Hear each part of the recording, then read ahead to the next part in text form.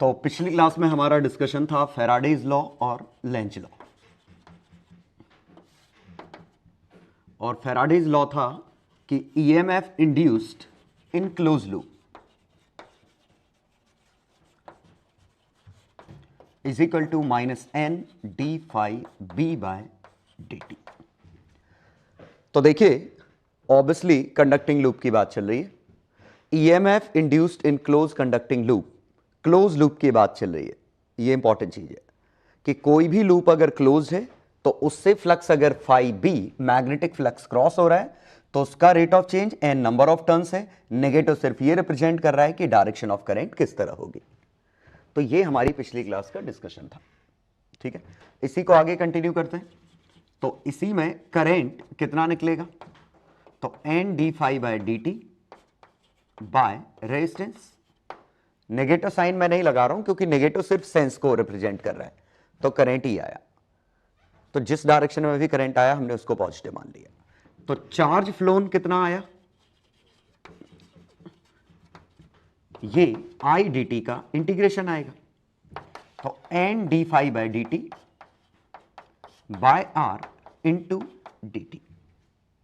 D t से d t cancel out हुआ, N into d phi का integration by R, N into delta phi by are.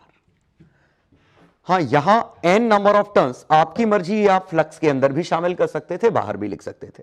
मैं सिर्फ N इसलिए लिख रहा हूं सो दैट आपको याद रहे कि आपको एक टर्न का फ्लक्स नहीं लेना है, एन टर्न्स हैं तो एन का मल्टीप्लाई करना पड़ेगा।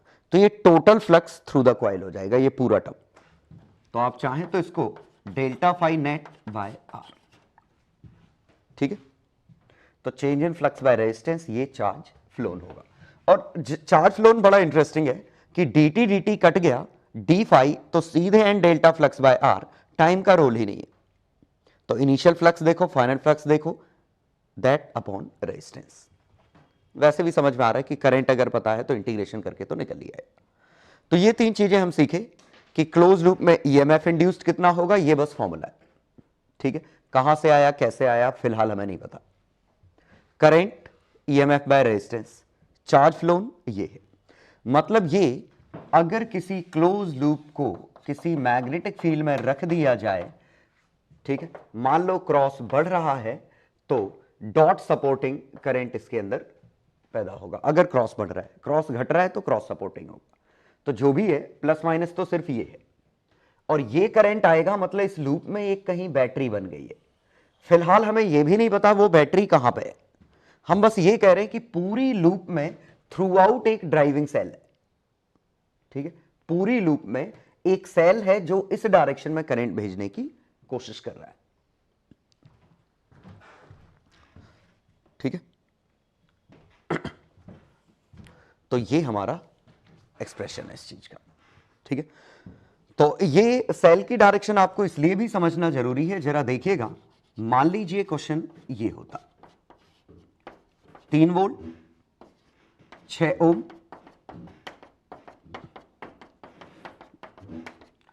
तो मान लो d B by d t magnetic field is decreasing at rate 2 tesla per second.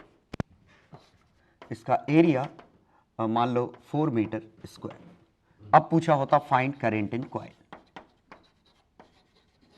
अब बस आपको समझना क्या है कि अगर मैग्नेटिक फील्ड नहीं बदल रहा होता तो करंट हाफ एम्पियर होता, और ऐसा मैग्नेटिक फील्ड अगर चेंज नहीं होता तो बैटरी नहीं बनी। लेकिन चूंकि magnetic field is decreasing at certain rate, that means there will be some associated EMF induced in the coil. तो इसकी वजह से एक ईएमएफ इंड्यूस्ड होगा, और वो ईएमएफ कितना है, तो N d phi B by d t. Number of turns कुछ नहीं दिए तो हमने 1 माना। D phi by d t कितना है, 2, तो एक 2 वोल्ट की, सॉरी इनटू एरिया, एरिया कितना है 4, तो 8 वोल्ट की एक बैटरी बनी होगी। अब वो 8 वोल्ट की बैटरी कहां है हमें ये नहीं पता, लेकिन इस पूरी लूप में एक 8 वोल्ट की बैटरी किस तरह है, जिसकी टेंडेंसी क्या है, क्रॉस घट रहा है। तो ये जो बैटरी बनेगी इस विल सपोर्ट क्रॉस, और अगर क्रॉस को सपोर्ट करेगी तो बैटरी की टेंडेंसी ऐसे करंट भेजने की होगी। इस बैटरी की टेंडेंसी ऐसे करंट भेजने की है। तो अगर मैं इस लूप में किरचॉफ्स लॉ लगाऊंगा तो दो बैटरी बनेगी, एक ये, और ये वाली 8 वोल्ट की बैटरी है, ज्यादा बड़ी है, ये वाली बैटरी 3 वोल्ट की है। तो क्या बनेगा, 8 - 3 = IR। तो current will be equal to 5/6 ampere clockwise, ये बनेगा। ठीक है, मतलब ये जो 8 वोल्ट बना पूरी लूप में मिला के जो एक बैटरी बनी वो ये 8 वोल्ट की है। तो दो तरह की बैटरी है, एक डीसी ऑलरेडी है और एक ये जो इसकी वजह से एक ईएमएफ इंड्यूस हुआ है, एक वो है। तो हम दो बैटरी कैसे समझ रहे हैं, इस 3 वोल्ट की टेंडेंसी ऐसी है, इस 8 वोल्ट की टेंडेंसी ऐसी है। 8 वोल्ट जीतेगा तो 8 - 3 = IR। तो यहां क्या जरूरी था यह समझना कि ये जो एक सेल या ये बैटरी बनी है, ये हमें पता नहीं है कि ये बैटरी कहां पे मौजूद है। ये हम सिर्फ ये बात करें कि इस पूरे में एक नई टेंडेंसी आ गई है इस तरफ करंट भेजने की, तो ड्राइविंग सेल पूरे में मौजूद है। ठीक है, आगे हम बात भी करेंगे क्लास में जब हम ये समझेंगे कि ये बैटरी कहां बनती है और कितनी बड़ी बनती है, कि इस पूरी लूप में आखिरकार वो बैटरी कहां मौजूद है, ये हम बाद में बात करेंगे। फिलहाल हम सिंपली क्या बात कर रहे हैं कि एक लूप में मौजूद है बैटरी जो ऐसे है, एक ऑलरेडी मौजूद थी ऐसे, जो जीतेगा वो डिसाइड करेगा करंट क्या है। तो उम्मीद है डिस्कशन समझ में आ गया होगा। और इस बैटरी की वैल्यू NdΦ/dt, टेंडेंसी सिर्फ B से पता चलेगी। तो कुछ क्वेश्चन दे रहा हूं, उनको करिएगा। चलो तो सॉल्यूशन देखिए, 7, 10, 12। क्वेश्चन 7 में फ्लक्स दे रखा है 0.2t² + 0.4t + 0.6। तो देखिए ईएमएफ अगर इंस्टेंटेनियस चाहिए किसी भी टाइम पे, तो ये तो सीधे डेरिवेटिव से आएगा, प्लस माइनस का ज्यादा कुछ खास सेंस नहीं है, 0.4t + 0.4। लेकिन एवरेज ईएमएफ अगर चाहिए तो ये आएगा change in flux by change in time, φ2 - φ1 /t2 - t, ये आएगा। ये अलग बात है कि ये लीनियर है, तो इत्तेफाक से ये चीज सही निकल आएगी कि T2 पे निकालो, T1 पे निकालो, /2 कर दो। Otherwise average initial plus final by 2 हमेशा सही नहीं होता। लीनियर एक्सप्रेशन में जरूरी है सही हो जाएगा, अदरवाइज तरीका यही है एवरेज वेलोसिटी की तरह। ठीक है, चलो फिलहाल ये निकालना था, तो t = 2 सेकेंड पे, तो 2 की वैल्यू रखो तो 1.2 वोल्ट। ये t = 5, t = 0, 5 - 0, इसमें 5 छापो, इसमें 0 छापो, बाय 5 छापो, 0 छापो, कट गया, 1.4 आ गया। ठीक है, और इससे भी कर सकते थे कि t = 5 पे ईएमएफ की वैल्यू निकालो, t = 0 पे निकालो, एवरेज ले लो। तीसरा पूछा क्या है, चार्ज। अब चार्ज फ्लोन के लिए आप पहले करंट निकालो, IDT का इंटीग्रेशन, तो dφ/dt × dt बाय रेजिस्टेंस। तो ये आ गया current into this, dt cut गया तो change in flux by R। तो flux at t = 5, flux at t = 0 by resistance, इन दोनों को डिवाइड कर दो। तो t = 5 इसमें छापो, तो 0.2 × 5² + 0.4 × 5 + 0.6, और t = 0 छापोगे तो 0.6। ये चेंज इन फ्लक्स और रेजिस्टेंस दिया है 0.4, तो 0.4, 5, 25, 12.5, 5, 17.5। ठीक है, अब क्या पूछा है, हीट प्रोड्यूस्ड। अब हीट के लिए हम I² R/dt का इंटीग्रेशन। अब करंट हमारा, करंट कितना है, dφ/dt by resistance, dφ/dt derivative 0.4t + 0.4 by resistance 0.4, resistance भी 0.4 ही गिवन था, t + 1। करंट भले ही लीनियर है, लेकिन यहां रखते तो t + 1 का होल स्क्वायर आता, × 0.4 × dt, लिमिट 0 से 5। तो ये 0.4 इंटू टी प्लस 1 का whole cube by 3, 0.5, 215 by 3, 860, 86 by 3 joule. ठीक है, ये आंसर आता, देखते हैं, यही है। और क्या पूछा है? एवरेज करंट भी पूछा था एक, ये फिफ्थ है। एवरेज करंट पूछा है, चूंकि करंट लीनियर है, t प्लस 1 है, तो एवरेज आप फाइनल प्लस इनिशियल बाय 2 कर सकते हैं। एवरेज करंट है 0 से 5 के बीच में, तो t इक्वल टू 5 रखने पे 6 एम्पियर, 0 रखने पे 1 एम्पियर बाय 2, 3.5 एम्पियर। ठीक, क्वेश्चन नंबर 10। 10th क्वेश्चन में a close loop of this diameter, ये अच्छा क्वेश्चन है। क्वेश्चन नंबर 10 में एक लूप है हमारी इस तरह की, मैग्नेटिक फील्ड ऐसा है, ध्यान दीजिए लिखा है loop is perpendicular to field, मतलब plane is perpendicular to field. तो इनिशियल कंडीशन ये है, फाइनली हमने लूप पलट दी, तो फाइनली कंडीशन ये है। तो अगर इसका एरिया वेक्टर मैंने यहां माना, तो इसका एरिया वेक्टर ऑब्वियसली घूम जाएगा, क्योंकि एक बार आपने एरिया वेक्टर इधर लिया तो एरिया वेक्टर ऐसा। तो यहां फ्लक्स है बी ए कॉस 0, यहां फ्लक्स है बी ए कॉस 180 माइनस बी ए, ऑब्वियसली अगर टर्न्स हैं तो एन और, तो यहां है एन बी ए। ठीक है, तो change in flux final minus initial, phi2 minus phi1, and this is equal to -2BAN। हालांकि प्लस माइनस कोई खास सेंस नहीं रख रहा है, क्योंकि हो सकता है हम एरिया वेक्टर इधर ले लेते तो इनिशियली नेगेटिव आ जाता, फाइनली पॉजिटिव आ जाता। तो मैग्नीट्यूड से हमें मतलब है, क्योंकि टेंडेंसी तो हम अलग से लेंज लॉ से देखते हैं कि चार्ज कैसे फ्लो किया होगा। अब चार्ज फ्लोन पूछा है, तो चार्ज फ्लोन के लिए आई डी टी का integration, I d phi by d t by R d t, E M F by resistance d t d t. तो सॉल्व करने पे डेल्टा फ्लक्स बाय आर, तो 2BAN by resistance. Magnetic field दे रखा है 10 पे -2, area दे रखा है, डायमीटर है 50 सेंटीमीटर, तो रेडियस है 25 सेंटीमीटर, 1/4 का whole square, number of turns 200, resistance 10। Solve कर लो, ये चार्ज फ्लोन है, ऐसा यूनिट लिया तो ये आंसर आएगा कूलम में। ठीक है, अब आ गए हम क्वेश्चन नंबर 12 पे, अ स्पाइरल ऑफ n टर्न्स। अब देखिए स्पाइरल वाले क्वेश्चन हम पहले भी कर चुके हैं, लेकिन पहले कुछ और पूछा गया था, तो मैं रिपीट कर देता हूं सो दैट आपको कंफ्यूजन ना हो किसी तरह का। पहले क्वेश्चन ये था, ए और बी है और इसमें कोई करंट जा रहा था, तो हमने इसका एम वेक्टर मैग्नेटिक मोमेंट निकाला और ये निकाला डीएम का इंटीग्रेशन करके। और डीएम क्या है, यहां से एक्स पे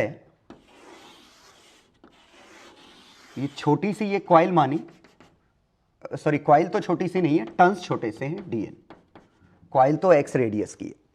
तो डीएम क्या होता है, N I A dN I pi x square, और डीएन क्या है, N upon B minus a d x, limit 0 से, सॉरी लिमिट ए से बी।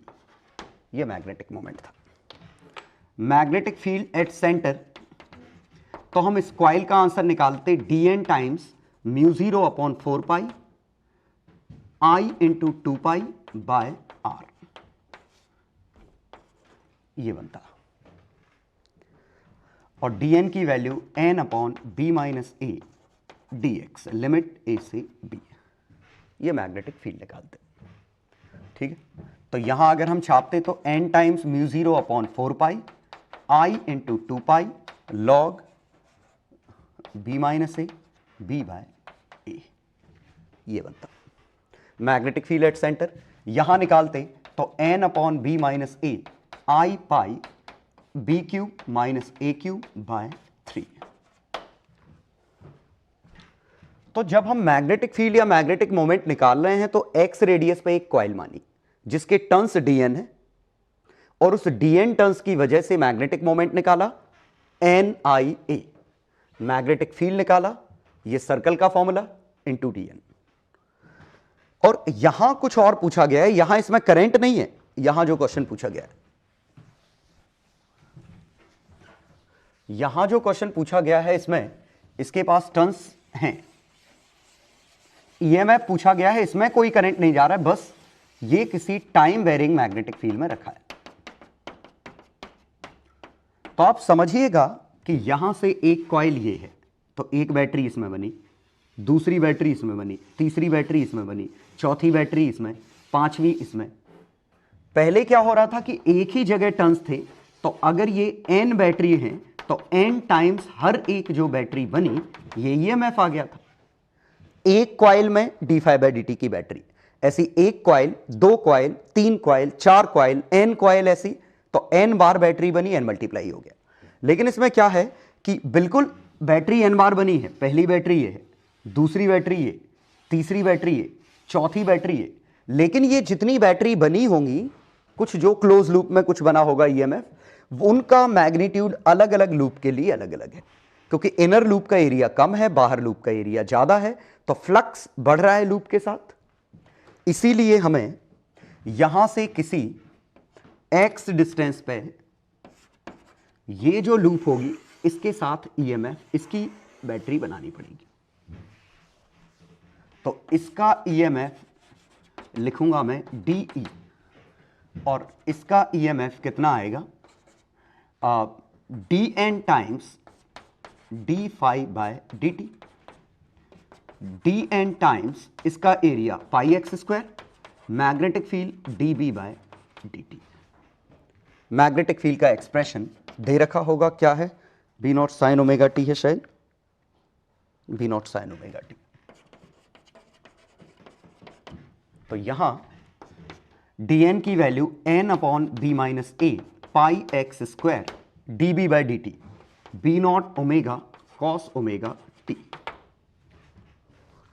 वंस अगेन मैं एक्स्ट्रा जो माइनस आता वो लगा नहीं रहा हूं, क्योंकि प्लस माइनस हमें डायरेक्शन ही नहीं पता किसको पॉजिटिव लेना है।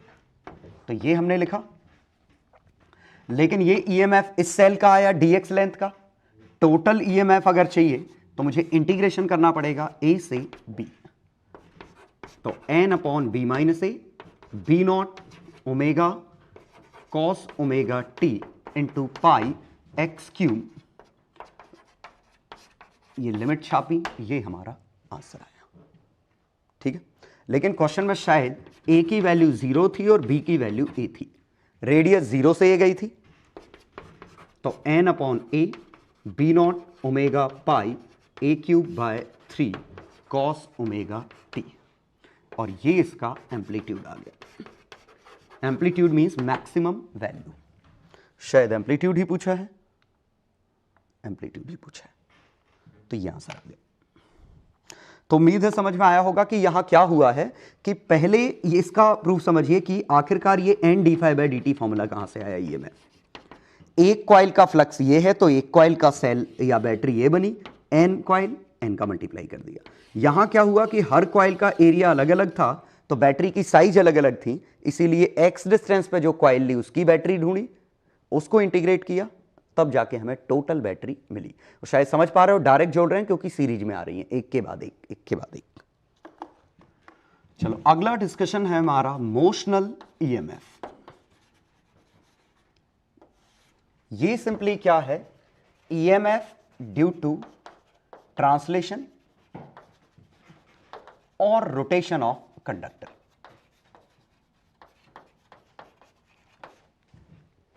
कि अगर कोई कंडक्टर ट्रांसलेट या रोटेट कर रहा होगा, इसकी वजह से ईएमएफ बनेगा। दरअसल समझिए, हम पुराना याद दिलाता हूं मैं, फ्लक्स हमारा था ये, पॉसिबिलिटी क्या है, या तो बी बदल जाए, या ए वेरिएबल हो जाए, या थीटा वेरिएबल हो जाए।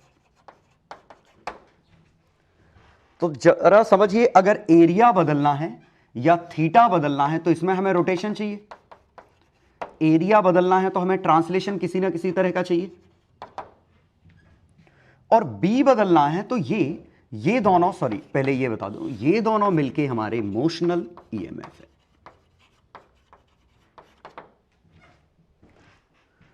ये हमारा मोशनल ईएमएफ है जहां मोशन इन्वॉल्व हो रही है।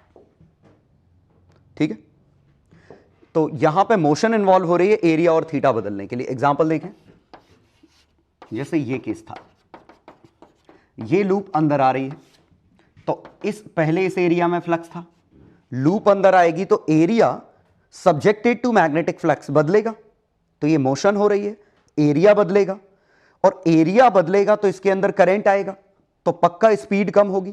तो यहां हम जस्टिफाई कर पा रहे हैं कि loss in kinetic energy appears as gain in electrical energy. तो यहां काइनेटिक एनर्जी ही इलेक्ट्रिकल एनर्जी में कन्वर्ट हो रही है। ठीक है, क्योंकि इस पर पक्का फोर्स पीछे आएगा। रोटेशन के लिए आप देखें कि किसी भी कॉइल के लिए, जैसे मान लीजिए कॉइल ऐसी है, मैग्नेटिक फील्ड ऐसा है, अब अगर कॉइल आप रोटेट करोगे तो फ्लक्स बदलेगा, और चूंकि कॉइल रोटेट करोगे तो फ्लक्स बदलेगा, तो एक ईएमएफ आएगा, तो एक करंट आएगा, और उस करंट की वजह से गारंटी जो टॉर्क आएगा वो ओमेगा के अपोजिट होगा। क्यों? क्योंकि अगर रोटेशन को रोकेगा तभी तो काइनेटिक एनर्जी लॉस होगी और इलेक्ट्रिकल एनर्जी गेन होगी। तो पक्का समझिएगा, फ्लक्स बदलेगा, ईएमएफ जनरेट होगा, करंट जनरेट होगा, और कॉइल में अगर करंट आ गया तो एम बन गया, और एम आ गया तो एम क्रॉस बी एक टॉर्क आ गया, और गारंटीड वो torque anti parallel to omega आएगा। तभी तो इस ओमेगा को रोकेगा और loss in kinetic energy gain in electrical energy होगी। यहां जो फोर्स जनरेट हो रहा है वो भी एंटी पैरेलल टू वेलोसिटी। हम डिटेल में एक्सप्रेशंस निकालेंगे, फिलहाल आप बस दिमाग में इतना रखिए कि लेंज लॉ के अकॉर्डिंग अगर इसके पास वेलोसिटी आई है तो गारंटीड कोई ना कोई फोर्स आया होगा, क्योंकि वो इसकी काइनेटिक एनर्जी को कम करेगा और वो डिफरेंस ही इसके I²R में दिखाई देगा। वंस अगेन हम मैथमेटिकली प्रूव करेंगे ये चीज कि वाकई में सेम आएगा। सिमिलरली यहां पे ये रोटेट कर रहा है तो एक ऑटोमेटिकली एक टॉर्क जनरेट होगा, और वो टॉर्क इस ओमेगा के एंटी पैरेलल होगा, मतलब इसके रोटेशन को स्लो करेगा, और जो रोटेशनल एनर्जी लॉस होगी that will appear as electrical energy. तो क्या हो रहा है कि मोशनल ईएमएफ में हम जस्टिफाई बहुत आसानी से कर पाते हैं। ठीक है, कि जब चीजों में मोशन हो रही है, लेकिन जब भी वेरिएबल है, यहां मोशन नहीं हो रही है, मैग्नेटिक फील्ड वेरिएबल है। जैसे दिखाता हूं कि ये एक सॉलिनॉइड है, ये एक स्विच था, ये मैंने एक कॉइल रखी थी, और अचानक से स्विच क्लोज कर दिया था। तो याद करिए पिछली क्लास की, ये कॉइन उछल गया था। कॉइन या कॉइल जो भी है, मेटेलिक कॉइन होता तो भी उछल जाता, मेटेलिक कॉइल होती तो भी उछल जाती। तो ये इस पे जंप ऑफ कर गई, तो जंप ऑफ करी मतलब इसको काइनेटिक एनर्जी मिली है, इसको काइनेटिक एनर्जी मिली है तो कोई ना कोई एनर्जी लूज हुई होगी। तो यहां पे पक्का वो इलेक्ट्रिकल एनर्जी लूज हुई होगी, लेकिन यहां वो दिख नहीं रहा है कि कैसे लूज हुई होगी। ठीक है, यहां वो, क्योंकि जब मैकेनिकल वर्क आता है तो वो हमें सामने से फील हो जाता है, लेकिन जब इलेक्ट्रिकल वर्क आता है तो वो हमें फील नहीं होता है। ठीक है, और साथ में हमें यह भी फील नहीं हो रहा है इसमें कि आखिरकार इस पे फोर्स लगा कौन रहा है, वो फोर्स कहां से आया। ठीक है, तो इसके लिए वेट करिए, शायद अगली क्लास में हम ये डिस्कस करेंगे कि आखिरकार यहां पे हुआ क्या था, कि इस पे फोर्सेस कहां से आए, कंजर्वेशन ऑफ एनर्जी कैसे ट्रू हो गई, और कैसे इसकी एनर्जी इसने छीन ली। तो जहां मैग्नेटिक फील्ड समय के साथ बदल रहा होगा वो केस हम बाद में डिस्कस करेंगे। ठीक है, तो हम उस पर आएंगे, उसके लिए डेडिकेटेड एक पूरी डीसीटी है। तो हम फिलहाल किन की बात कर रहे हैं कि मैग्नेटिक फील्ड कांस्टेंट है। हम डिस्कस क्या कर रहे हैं, मैग्नेटिक फील्ड कांस्टेंट है, मतलब टाइम का फंक्शन नहीं है, सीधी बात है। मैग्नेटिक फील्ड कांस्टेंट है, टाइम का फंक्शन नहीं है। तो ये वाला केस तो हम फिलहाल डिस्कस कर नहीं रहे हैं। तो एरिया या थीटा बदलेंगे, ट्रांसलेशन या रोटेशन करेंगे, इसी को मोशनल ईएमएफ कहते हैं। ठीक, तो हम ये डिस्कस करने वाले हैं। तो पहला एग्जांपल हमारा यही है।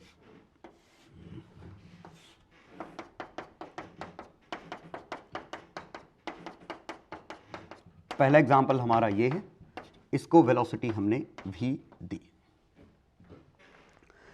ठीक है, और v0 कांस्टेंट है। अब कैसे ही हमने दी, हमने कांस्टेंट कैसे रखी, मतलब कोई एक्सटर्नल फोर्स लगाया होगा। v0 कांस्टेंट है। ठीक है, ये डिस्टेंस a है, ये डिस्टेंस l है। तो अब हमें निकालना होता है इसका ईएमएफ कैसे आएगा। तो दिख रहा है इस डिस्टेंस तक तो ईएमएफ आना नहीं है, मतलब अगर मैं फ्लक्स का टाइम के साथ ग्राफ बनाऊं तो यहां से b बाय वी नॉट तक तो फ्लक्स आएगा नहीं, सोचो, जब तक ये अंदर नहीं जाता। और जब ये अंदर जाएगा तो फ्लक्स धीमे धीमे बढ़ेगा लीनियरली। और शायद ये आप समझ पा रहे होंगे कि ये केस जब आएगा तो फ्लक्स कितना आएगा। अगर ये डिस्टेंस x है, ये डिस्टेंस l है, स्क्वायर लूप मान लेता हूं, या चलो l ले लेता हूं, ये क्या फर्क पड़ रहा है, ये l है, तो फ्लक्स आएगा l इंटू एक्स। और इस x की वैल्यू टाइम के टर्म में लीनियर, क्योंकि x v के साथ लीनियर है, तो ये फ्लक्स आता, तो इनटू मैग्नेटिक फील्ड। तो d phi by d t हम जब निकालते तो B L d x by d t, और d x by d t ही कुछ और नहीं, वेलोसिटी v है। हाँ, तो जब तक ये पूरा अंदर नहीं चला जाता, और कब तक पूरा अंदर जाएगा, ये पूरा अंदर जाएगा a plus B by V naught पे। सोचो, पूरा अंदर जाएगा जब ये पूरा a डिस्टेंस आएगा। तो ये लेंथ कितनी कवर की, b प्लस a, तो टाइम कितना लगा यहां, a plus B by V naught. तो जब ये एंटर किया था और जब ये केस बन गया, यहां तक फ्लक्स लीनियरली बढ़ रहा है। इसके बाद ये कांस्टेंट है। कब तक कांस्टेंट है, ये कांस्टेंट तब तक है जब तक ये कंडीशन नहीं आ जाती।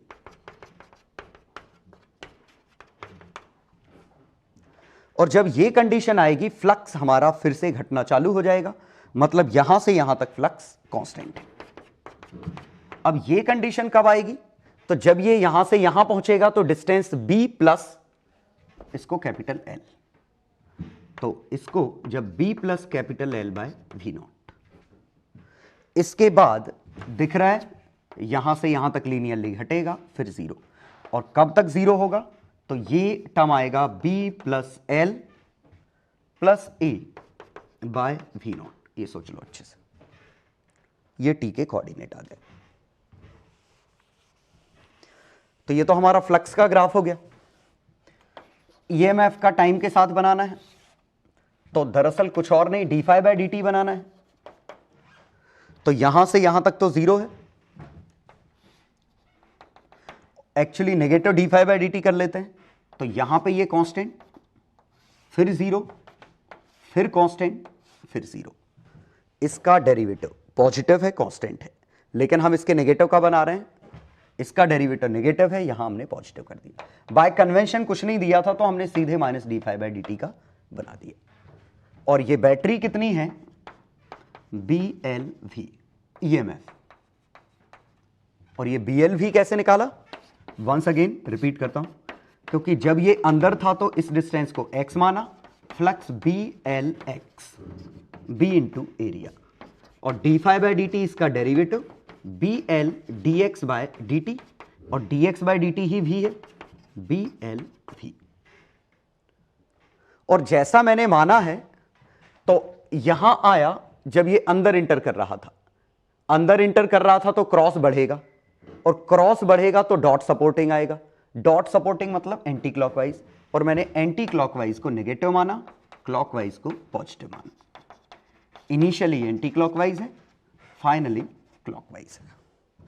फाइनली जब ये बाहर निकल रहा था तो क्रॉस कमजोर पड़ रहा था, तो ये क्रॉस को सपोर्ट करेगा, ऐसा आएगा। इनिशियली ऐसा आएगा, ठीक है। और कितनी देर के लिए आएगा, जब ये अंदर जा रहा है और जब ये बाहर निकल रहा है, ठीक।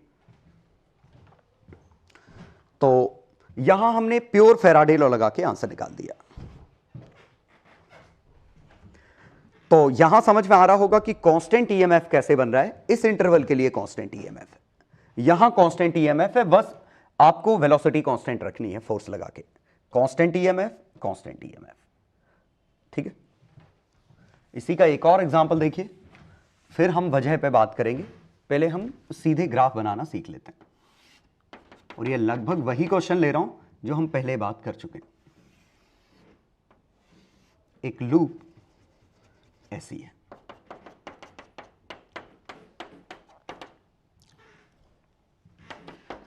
और ये लूप पूरी क्लोज्ड है, सॉरी यहां से यहां क्लोज्ड है और ये घूम रही है ओमेगा से। तो अब आपको मान लो फ्लक्स विथ टाइम बनाना होता, ईएमएफ विथ टाइम प्लॉट करना होता। तो देखिए फ्लक्स विथ टाइम, तो फ्लक्स विथ टाइम हम निकालते तो कैसे, तो किसी भी टाइम पे हम क्या करते, ये ऐसा ओमेगा कांस्टेंट। सर्टेनली अगर ओमेगा कांस्टेंट है तो चूंकि एनर्जी लॉस हो रही है, क्योंकि थर्मल एनर्जी तो डेवलप होगी I²R वाली, और वो एनर्जी डेवलप होगी तो ओमेगा कांस्टेंट रखने के लिए आपको टॉर्क की जरूरत पड़ेगी। तो guaranteed there must be some external torque. तो there is someone who is maintaining this omega constant. हमें फिलहाल इससे मतलब नहीं है, हम वर्क एनर्जी थ्योरम नहीं पढ़ रहे हैं, हम सिर्फ ये देख रहे हैं फैराडे लॉ का एप्लीकेशन। तो किसी भी समय ये थीटा आएगा तो फ्लक्स कितना आएगा, half magnetic field into area, B into half R² theta, और थीटा को मैं ओमेगा टी लिख सकता हूं,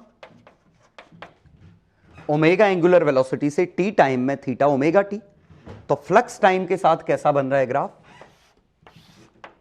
फ्लक्स का टाइम के साथ 0 से चालू किया मैक्सिमम, ठीक है। और मैक्सिमम कब है, देखिए एक केस ये बनेगा, लेकिन फ्लक्स तो और ज्यादा अब भी है, देखो तो सबसे ज्यादा फ्लक्स का केस बना ये मैक्सिमम का केस है। और मैक्सिमम का केस आया जब 180 डिग्री घूम गया, और 180 डिग्री मतलब पाई बाय ओमेगा या T/2। पाई बाय ओमेगा या T/2 एक ही चीज है कि जब ये पाई एंगल कवर अप कर लेगा, इसके बाद फ्लक्स कांस्टेंट नहीं रहेगा, क्योंकि ये बाहर निकलने लगेगा तो ये फ्लक्स घटना चालू हो जाएगा। और शायद ये आप फील कर पा रहे हो उसी रेट से, और घटते घटते देखिए ये और कम हो गया, ये और कम हो गया, और जब ये इस स्टेट में पहुंचेगा फिर से फ्लक्स 0, तो ये 2 पाई बाय ओमेगा या टाइम t पे वापस से फ्लक्स 0। तो आधे टाइम पीरियड के लिए लीनियरली बढ़ेगा, क्योंकि थीटा के प्रोपोर्शनल है एरिया, आधे टाइम पीरियड के लिए घटेगा, ठीक है। तो ये फ्लक्स का ये बन जाएगा ग्राफ, ठीक है। 2t 3t, t time period है इसके रोटेशन का, जो कि कांस्टेंट है क्योंकि ओमेगा कांस्टेंट है।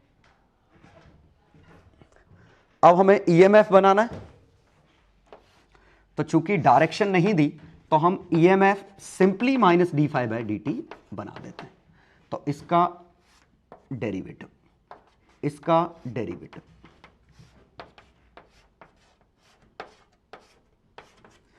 और ये शायद समझ में आ रहा होगा, T/2, T, 2t, 4t, sorry 3t, और ये डेरिवेटिव कितना आएगा, तो उसको डिफरेंशिएट करो d∅/dt, तो b half R² omega t का डेरिवेटिव ये।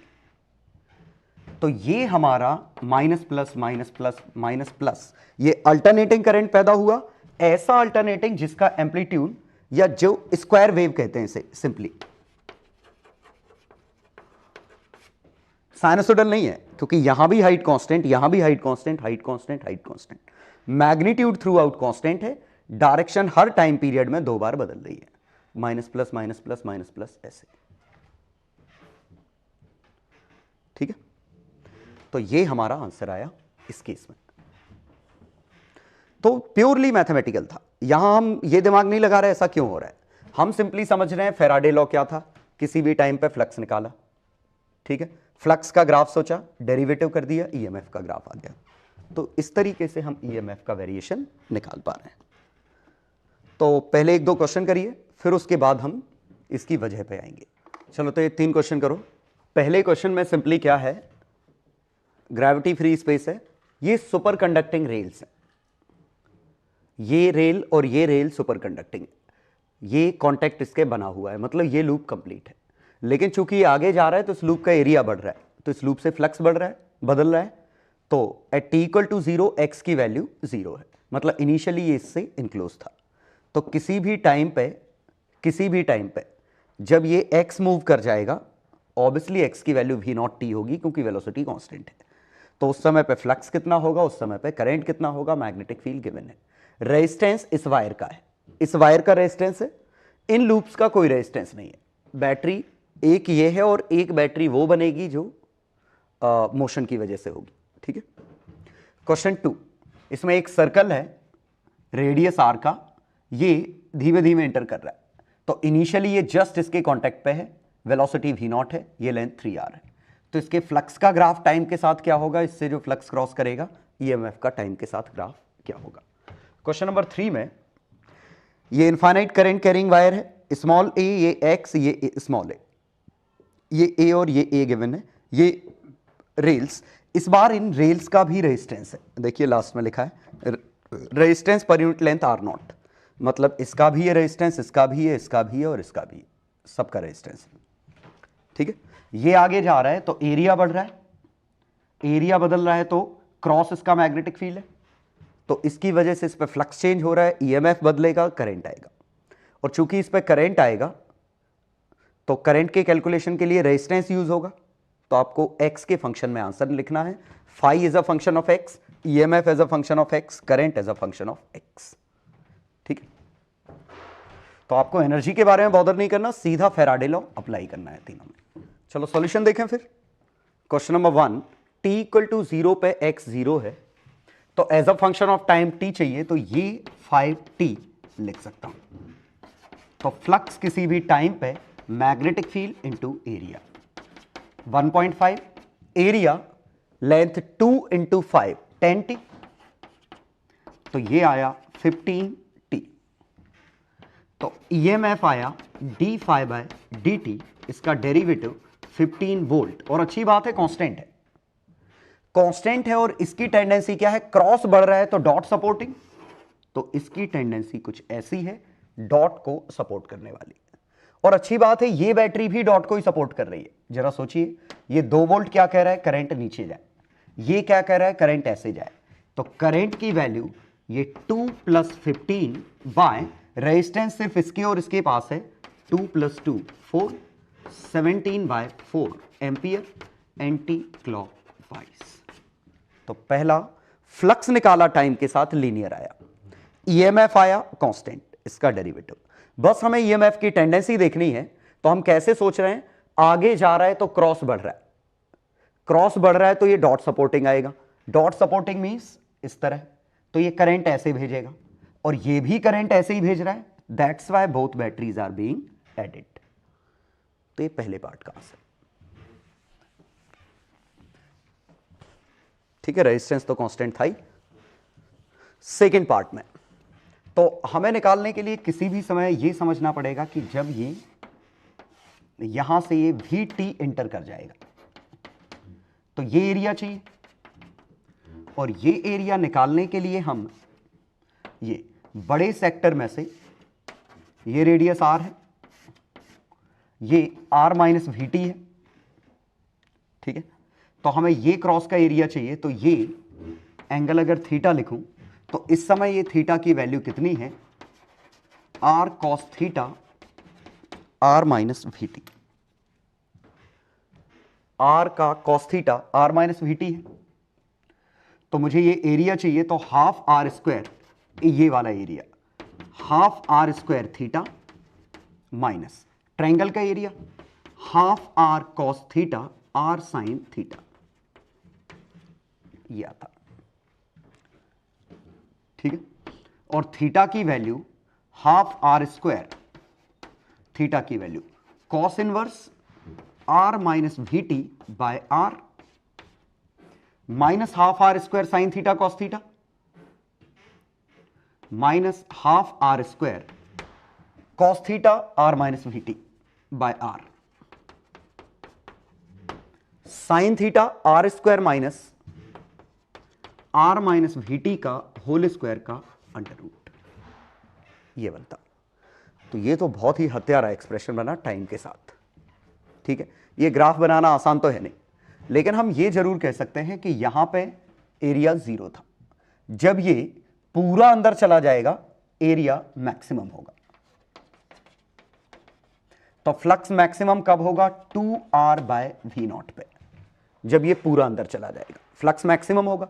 लेकिन जरा फील करिए, R/V0 टाइम तक फ्लक्स तेजी से बढ़ रहा होगा, उसके बाद ये कुछ ऐसे बनेगा। ठीक है, ये ग्राफ बनाना बहुत मुश्किल है, देखिए फंक्शन बहुत ही गंदा आया है।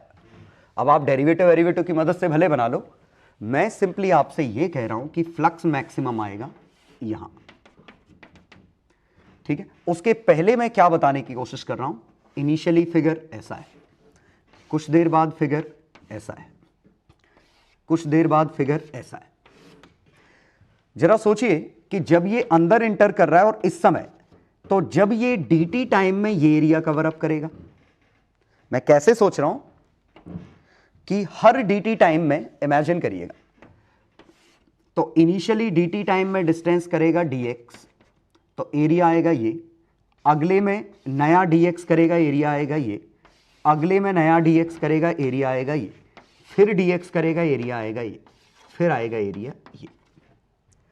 तो चूंकि वेलोसिटी कांस्टेंट है, तो dx की वैल्यू जो dx कवर अप कर रहा है वो तो v0 dt, ये तो कांस्टेंट लेंथ है। लेकिन जो dA एक्स्ट्रा कवर अप कर रहा है उसमें हाइट मल्टीप्लाई हो रही है, और पहले हाइट 0 थी, अब हाइट मल्टीप्लाई होगी और ज्यादा और ज्यादा और ज्यादा, यहां पे हाइट सबसे ज्यादा मल्टीप्लाई होगी, तो एरिया का रेट सबसे ज्यादा इस पॉइंट पे आएगा। एरिया लगातार बढ़ रहा है, जरा सोचिएगा, एरिया इनक्लोज तो बढ़ ही है, देखो एरिया तो सब में बढ़ ही रहा है, लेकिन बढ़ने की रेट r तक बढ़ेगी, फिर इसके बाद ये रेट घटना चालू हो जाएगी और ये मैक्सिमा पे पहुंच जाएगा फ्लक्स, और उसके बाद फ्लक्स रहेगा कांस्टेंट। उसके बाद फ्लक्स कांस्टेंट रहेगा कितने डिस्टेंस के लिए, क्योंकि एक बार ये अंदर जा चुका है, तो फ्लक्स कांस्टेंट है कब तक, जब तक कि इधर नहीं टच कर जाता, और यहां से यहां टच करने के बीच में डिस्टेंस, ये लेंथ r थी, तो इस R/V0 टाइम के लिए कांस्टेंट रहेगा, तो 3R/V0 के लिए कांस्टेंट रहेगा, और इसके बाद समझ में आ रहा है कि ये ऐसे ही बन जाएगा। ठीक है, तो यहां फ्रेश ग्राफ बना देता हूं, R/V0, 2R/V0, 3R/V0, यहां से यहां तक बढ़ रहा है रेट मैक्सिमम, यहां ये इस तरह, और इसके बाद बिल्कुल यही 5R, 4R/V0, 5R/V0, ये फ्लक्स का ग्राफ टाइम के साथ। तो फंक्शन भले हम प्लॉट नहीं कर पा रहे थे, अंदाज लगा पा रहे थे, और ये आपका मैथ्स का काम है, ये आपको खुद सोचना है कि हम मैथमेटिकली कैसे बनाएं, प्योर मैथ्स का पार्ट था। अब इसका हमें डेरिवेटिव प्लॉट करना है ईएमएफ टाइम के साथ, एक्चुअली नेगेटिव डेरिवेटिव। तो यहां से यहां तक अगर हम बनाते, वंस अगेन देखिए प्लस माइनस से ज्यादा कोई खास फर्क नहीं पड़ रहा है, क्योंकि क्वेश्चन में कहा नहीं कि क्लॉकवाइज एंटी क्लॉकवाइज किसको पॉजिटिव मानना है। जैसे कहा होता कि clockwise current as positive, clockwise as positive, तो जब ये अंदर जाता क्रॉस बढ़ता तो डॉट सपोर्टिंग आता, और डॉट सपोर्टिंग मतलब एंटी क्लॉकवाइज, मतलब इनिशियली नेगेटिव फाइनली पॉजिटिव। अब जरा देखिए यहां से यहां तक तो पक्का 0 है, ठीक है, यहां से यहां तक इसका रेट प्लॉट करना है, यहां से यहां तक इसका रेट प्लॉट करना है। रेट मतलब इनडायरेक्टली यही हाइट ही तो हो गई रेट में, तो ये हाइट प्लॉट करनी है, तो ये कुछ बनेगा ऐसा, ये कुछ बनेगा ऐसा, ये आएगा। हाँ, ये हाइट में कैसे कह पाया वो जरूर एक्सप्लेन करूंगा मैं। किसी भी समय ये x अंदर था, dt टाइम में dx अंदर और चला गया, तो dt टाइम में जो एरिया में इंक्रीमेंट आया वो आया ये हाइट h टाइम्स dx। हम चाह रहे थे flux d phi b da, तो d phi by d t B d A by d t, तो b into h d x by d t, और d x by d t तो क्या है v नॉट, तो answer आया b height v naught. और height क्या है ये, और हाइट क्या थी, पहले इतनी फिर इतनी फिर इतनी फिर इतनी, फिर हाइट मैक्सिमम, फिर घट गई। तो ये इनडायरेक्टली हमें हाइट ही तो प्लॉट करनी थी।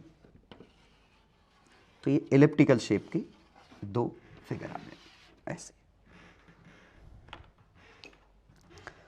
तो ये हुआ हमारा question number 2। Let's move on to question number 3। Question number 3 में दिक्कत ये हो गई कि मैग्नेटिक फील्ड वेरिएबल है। ध्यान दीजिए, हमने क्या कहा था, मैग्नेटिक फील्ड टाइम के साथ वेरिएबल नहीं होगा, एक्स के साथ तो वेरिएबल हो सकता है, क्योंकि टाइम डिपेंडेंट मैग्नेटिक फील्ड एक ईएमएफ पैदा करता है। तो ईएमएफ पैदा करने की दो वजह हैं, एक टाइम डिपेंडेंट फील्ड, एक मोशन। हम सिर्फ मोशन पर रिस्ट्रिक्ट कर रहे थे। तो टाइम डिपेंडेंट फील्ड नहीं है, ये तो डिस्टेंस डिपेंडेंट है। टाइम के साथ मैग्नेटिक फील्ड नहीं बदल रहा है, क्योंकि करंट तो कांस्टेंट दिया है। तो अब अगर मुझे इससे फ्लक्स निकालना है तो मैं इससे फ्लक्स निकालने के लिए इंटीग्रेशन करूंगा। चूंकि x ऑलरेडी यहां यूज हो चुका है, तो मैं x की जगह कुछ और ले लेता हूं, लेट इट बी y, ये dy। तो फ्लक्स लिखते हैं हम d phi b dot da mu 0/4 2I by y, इसका into a dy, integration a से a प्लस एक्स। तो ये बना mu 0/4 2I by y, sorry सीधे इंटीग्रेशन ही कर देता हूं, log a plus x by a। ये अपना बन गया फ्लक्स।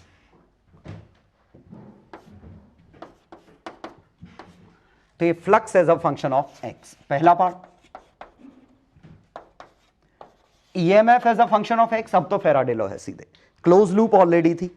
फेराडे लॉ मतलब ईएमएफ निकालेंगे d phi by d t, और इसका करते तो म्यू 0/4 2IA, इसका डेरिवेटिव टी के रिस्पेक्ट में, तो लॉग का 1/a प्लस एक्स, ए का 0, एक्स का डेरिवेटिव dx बाय dt, और dx बाय dt कुछ और नहीं v0 है। तो ये तो डिफरेंशिएशन है जो कि आपको आता ही है, a प्लस एक्स और dx बाय dt को v0 छापा। तीसरा लिखना था हमें करंट, और करंट आएगा ईएमएफ बाय रेजिस्टेंस। बस रेजिस्टेंस लिखते समय अब हमें यह ध्यान रखना है कि रेजिस्टेंस इसका भी है, इसका भी है, इसका भी है। तो टोटल वायर का रेजिस्टेंस, लेकिन कहा है resistance per unit length R0 है, तो टोटल लेंथ लिख लो A x। तो टोटल रेजिस्टेंस आ गया R0 times total length, total perimeter, R0 times perimeter A plus x plus A plus x, तो 2R0 A प्लस एक्स, और ये वहां छाप दो तो करंट की वैल्यू आ गई mu 0/4 2I0 into V0 A plus x by 2R0 A plus x. This is the expression for current. तो उम्मीद है समझ में आया होगा कि यहां हम सिंपली क्या कर रहे हैं कि फ्लक्स निकाल दे रहे हैं, उसको डेरिवेटिव कर रहे हैं, ईएमएफ निकल आ रहा है। ठीक है,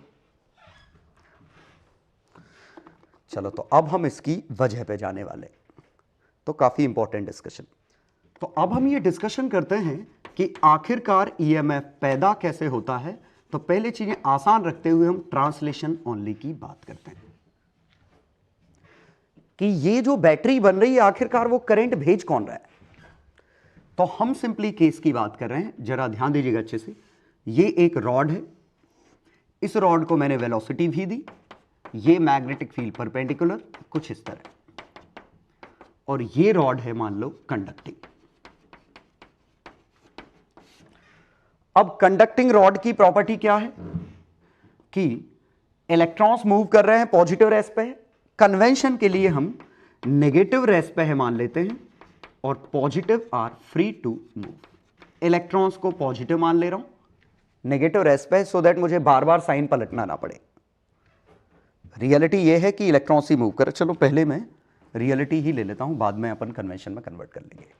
चलो, ये कंडक्टिंग है जिसमें पॉजिटिव आयंस फिक्स्ड हैं, इलेक्ट्रॉन्स फ्री टू मूव हैं। पहले जो वाकई में है वो देखते हैं। अब इसके पास वेलोसिटी v है। अब जरा इमेजिन करिए कि अगर वेलोसिटी v है रॉड के पास, और ये एक रॉड जो स्टेशनरी है, इन दोनों में अंतर यह है कि आखिरकार रॉड के अंदर चार्जेस है, यहां चार्जेस रेस्ट पे हैं, और चार्जेस रेस्ट पे हैं तो q v cross B charges पे फोर्स आता है, इट विल बी 0। हां, जहां तक आप ये कहें कि इलेक्ट्रॉन्स रैंडमली मूव कर रहे हैं तो वो रैंडमनेस इतनी है कि ऑन एन एवरेज ये टर्म कट गया होगा, तो रैंडम वेलोसिटी तो इग्नोर ही मार दो, वो कहीं रोल नहीं आएगा।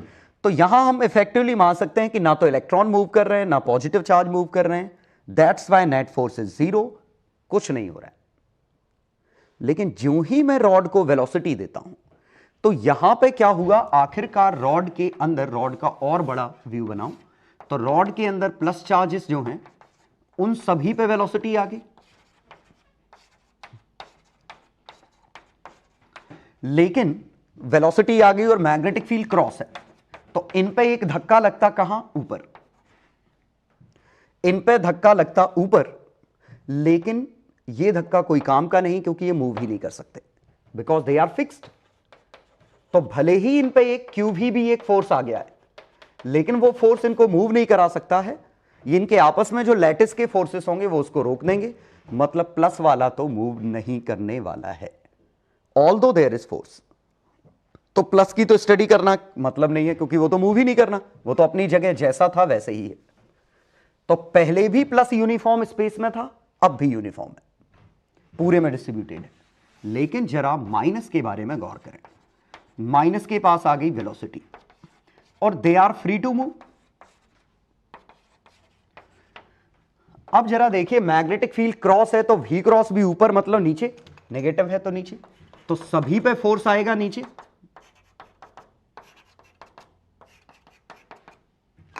और सभी पे फोर्स नीचे आएगा तो नेगेटिव चार्ज नीचे की तरफ मूव करेगा। लेकिन ये जब नीचे की तरफ मूव करेगा, इस बार इसको रोकने वाला नहीं है कोई, क्योंकि पॉजिटिव चार्जेस को रोकने वाले थे वो फिक्स थे, दे आर फ्री, तो पक्का ये नेगेटिव मूव करते रहेंगे। अब क्वेश्चन ये उठा, क्या ये नेगेटिव मूव करेंगे तो सबके सब नेगेटिव मूव करके भी नीचे आ जाएंगे क्या? देखते हैं। तो मान लेते हैं कुछ नेगेटिव नीचे आ गए, तो जरा समझिए, कुछ नेगेटिव नीचे आ गए तो इफेक्टिवली पॉजिटिव ऊपर बचे। क्यों? वजह ये, पहले पॉजिटिव पूरे में थी, पॉजिटिव पूरे में यूनिफॉर्म है, नेगेटिव भी पूरे में यूनिफॉर्म थे, ये था केस। अब क्या हुआ कि कुछ नेगेटिव ऊपर से नीचे आ गए, तो सभी नेगेटिव पे धक्का लगा तो ऊपर नेगेटिव कम हो गए, नीचे नेगेटिव बढ़ गए, और ऊपर नेगेटिव कम हो गए तो ऊपर एक्सिस में कौन हो गए? Positive charge. नीचे एक्सिस में कौन से हो गए? नेगेटिव। तो ओवरऑल एक नेगेटिव नीचे आ गया, एक पॉजिटिव ऊपर आ गया। लेकिन ज्यों ही ये नेगेटिव पॉजिटिव आया, इसने अपना एक इलेक्ट्रिक फील्ड बनाना चालू कर दिया, और इसने अपना इलेक्ट्रिक फील्ड बनाना चालू किया तो ये इस नेगेटिव पे फोर्स लगाएगा। किस तरफ? अपोजिट। फिर से आप चाहो तो इसको लेंज लॉ से सोच सकते हो कि जो इफेक्ट है वो अपने कॉज को रोक रहा था। कॉज क्या था? नेगेटिव का डिपॉजिट होना। इफेक्ट क्या है? इलेक्ट्रिक फील्ड बनना। और अब इस नेगेटिव पे फोर्सेस देखें तो एक QE इधर लगेगा, एक QVB इधर लगेगा, QVB, एक QE इधर।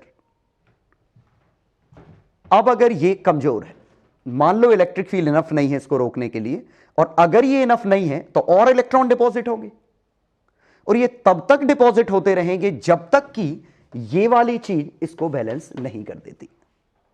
और ऐसा कभी ना कभी जरूर होगा कि ये और ये आपस में बैलेंस हो जाएंगे, और कभी ना कभी नहीं, ये जस्ट तुरंत हो जाता है। मतलब एट अ सडन इलेक्ट्रॉन यहां डिपॉजिट होंगे, एट अ सडन ये दोनों फोर्स आपस में कट जाएंगे, मतलब तुरंत के तुरंत एक स्टडी स्टेट आ जाएगी। मतलब मैं ये मान सकता हूं कि काफी जल्दी यहां नेगेटिव यहां पॉजिटिव जमा हो गए होंगे, और किसी नेगेटिव का फ्री बॉडी डायग्राम बनाएं तो इस पे EE ऊपर है, EVB नीचे है, और ये आपस में कैंसल आउट हो गए। ठीक है, क्योंकि ये तब तक डिपॉजिट होते रहेंगे जब तक कि ये पैदा होने वाला इलेक्ट्रिक फील्ड उसको काट नहीं देता, और ये तुरंत हो जाएगा क्योंकि देयर आर इनफ इलेक्ट्रॉन्स। तो ई की वैल्यू ई वी बी है, ई से ई काटा, तो इलेक्ट्रिक फील्ड वी बी है। तो चूंकि प्लस और माइनस है तो यहां एक पोटेंशियल डिफरेंस है, तो ईएमएफ मतलब पोटेंशियल डिफरेंस, और potential difference electric field into length होगा, क्योंकि थ्रू आउट ये इलेक्ट्रिक फील्ड तो थ्रू आउट है ना। तो जो हमारा इलेक्ट्रिक फील्ड बना है वो नीचे बना है, इसमें लेंथ मल्टीप्लाई करो पोटेंशियल डिफरेंस आ जाएगा, और ये कितना है ई वी बी एल। तो ये बैटरी बनेगी। हालांकि मैंने बहुत ही स्पेशल केस के लिए बात की है, अदरवाइज शायद ये समझ पा रहे होगी ये E V cross be develop होगा, ये ई आएगा, और पोटेंशियल डिफरेंस जो आएगा वो ई डॉट एल आएगा, और ये आएगा L dot V cross B. ये पोटेंशियल डिफरेंस क्रिएट होगा, और ये आप पढ़ चुके हैं L V B triple product, क्योंकि आखिरकार ये फोर्स बी है, क्यू वी बी तो होता नहीं, क्यू वी क्रॉस बी होगा, तो इलेक्ट्रिक फील्ड भी उसके अपोजिट आएगा, तो इलेक्ट्रिक फील्ड वी बी ना होके वी क्रॉस बी होगा, और पोटेंशियल डिफरेंस भी ई इंटू एल नहीं होता, ई डॉट एल होता है।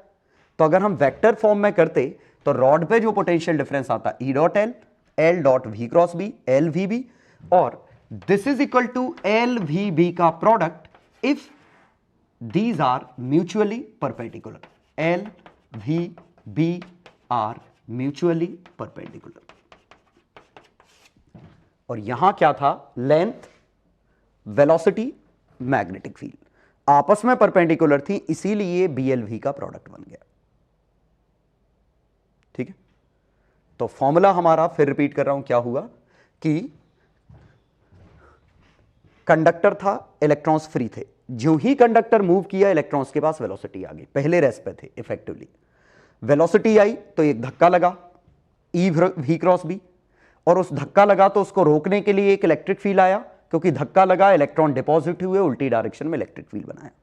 तब तक होता रहा जब तक कि ये दोनों बराबर नहीं हो जाते, हमने वेक्टर फॉर्म में लिखा, वी क्रॉस बी को काटने को ई आ गया, और ये दोनों बराबर हैं तो रॉड के अक्रॉस पोटेंशियल डिफरेंस निकालना है, तो electric field dot d L dot L, यही पोटेंशियल डिफरेंस का फॉर्मूला है। ठीक है, तो ये आया, तो ये potential difference L dot V cross B बना, ये हमारा फॉर्मूला है। ठीक है, तो ये हमारा ट्रांसलेशनल ईएमएफ का फॉर्मूला है। तो चाहो तो ईएमएफ का formula dL dot V cross B इस तरीके से भी सोच सकते हो, और ध्यान दीजिए ये एक स्केलर वैल्यू है, स्केलर ट्रिपल प्रोडक्ट है, और ये इसलिए डीएल लेंथ ली, अगर मैग्नेटिक फील्ड वेरिएबल होगा, अगर मैग्नेटिक फील्ड पोजीशन के साथ वेरिएबल है तो लेंथ को छोटे छोटे हिस्सों में तोड़ दो, डीएल लेंथ का फॉर्मूला लिख दो। अदरवाइज ये जो फॉर्मूला लिखा है हमने, ये कब का है, जब मैग्नेटिक फील्ड यूनिफॉर्म है, नॉन यूनिफॉर्म है तो ये फॉर्मूला यूज कर। फिर से हर फॉर्मूले की तरह बी पीछे आया। हाँ, एक और इसमें ये कहना था मुझे, ये हमने नेगेटिव मान के किया, अगर हम पॉजिटिव फ्री टू मूव करते तो भी आंसर सेम आता, वेलोसिटी भी है, पॉजिटिव फ्री होते तो we cross B, positive pay धक्का ऊपर लगता तो ऊपर प्लस जमा हो जाते, पॉजिटिव पे धक्का लगा नीचे ऑब्वियसली माइनस, सेम पोलरिटी आ रही है, क्योंकि इलेक्ट्रॉन माना तो उन पे फोर्स नीचे था, पॉजिटिव माना तो फोर्स ऊपर था, दोनों ही केस में प्लस ऊपर माइनस नीचे डिपॉजिट हो रहे हैं। तो हम इसको सोचने के लिए ये मान सकते हैं कि electrons are positive and are free to move, ions are negative and are fixed. तो नेगेटिव फिक्स हो गए, पॉजिटिव मूव कर रहे थे तो वी क्रॉस बी धक्का ऊपर लगा, ऊपर प्लस जमा हो गए, नीचे माइनस। और खास बात ये है कि ये एक बैटरी बन गई, क्योंकि प्लस और माइनस डिपॉजिट हो गए तो बैटरी है, और इसका EMF L dot V cross B है, और बेहतर है मैं इसे कहूं ओपन सर्किटेड बैटरी, क्योंकि प्लस और माइनस डिपॉजिट हो चुके हैं, बैटरी बन चुकी है, now no more current is flowing, कोई करंट फ्लो नहीं हो रहा है, जिसको जहां डिपॉजिट होना था हो चुका है। बिल्कुल करंट फ्लो होगा अगर आप इनको आपस में कनेक्ट कर दोगे तो फिर प्लस से माइनस में ऐसे करंट फ्लो होना चालू हो जाएगा। चलो, तो हम एक बड़ा इंपॉर्टेंट सा डिस्कशन कर चुके हैं, तो फिर से मैं इसको एक बार लिख दूं, फिर उसके बाद हम कंटिन्यू करेंगे। तो यहां BLV नाम की एक बैटरी बनी। ये फॉर्मूला कब आया?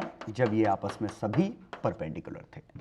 अदरवाइज जो EMF आया है वो है DL dot V cross B। वो फॉर्मूला ऐसा बना है, ठीक है। तो हमने जो फॉर्मूला BLV लिखा है वो कब है? जब तीनों आपस में परपेंडिकुलर है, ठीक है। तीनों आपस में परपेंडिकुलर है। मैं प्रूफ के साथ चाहूंगा कि आप सीधे समझें कि V ऐसा है, प्लस चार्ज पे धक्का लगा, कितना? QVB। तो उसको रोकने के लिए QE आया, Q कट गया, तो E की वैल्यू वाकई में VB है। और चूंकि इलेक्ट्रिक फील्ड और लेंथ आपस में पैरेलल है, इलेक्ट्रिक फील्ड और लेंथ पैरेलल है, तो EMF सीधे इलेक्ट्रिक फील्ड इंटू लेंथ होगा, तो VBL, ये आंसर आएगा।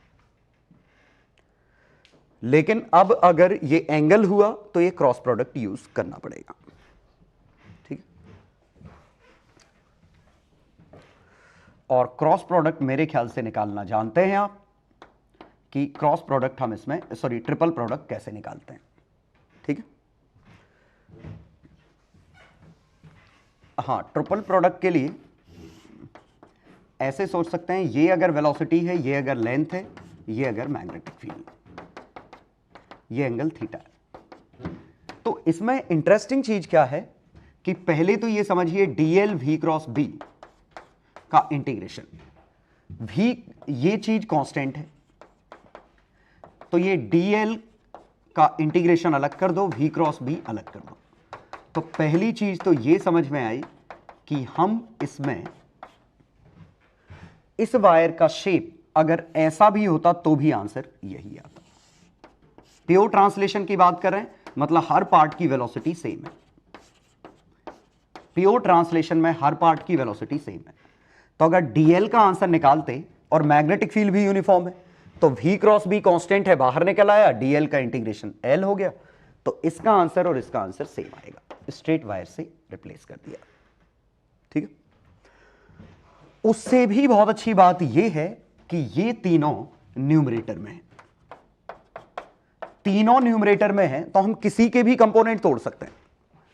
हम चाहे L के कंपोनेंट तोड़ें, चाहे V के कंपोनेंट तोड़ें, चाहे B के कंपोनेंट तोड़ें, किसी के भी कंपोनेंट तोड़ सकते हैं, न्यूमरेटर में, ठीक है। तो इसका रिजल्ट समझने के लिए हम क्या करेंगे कि हम कंपोनेंट तोड़ेंगे। तो हमने अगर मान लो वेलोसिटी के कंपोनेंट तोड़ दी, तो वेलोसिटी एक इधर है, V का साइन थीटा, और एक वेलोसिटी इधर है, V का कॉस थीटा। अब जरा इन दो में देखिए, इन दोनों का सुपरपोजिशन हमारा आंसर है। इसमें EMF इंड्यूस होगा ही नहीं। या तो आप ये समझिए ट्रिपल प्रोडक्ट की प्रॉपर्टी है कि if any two are parallel,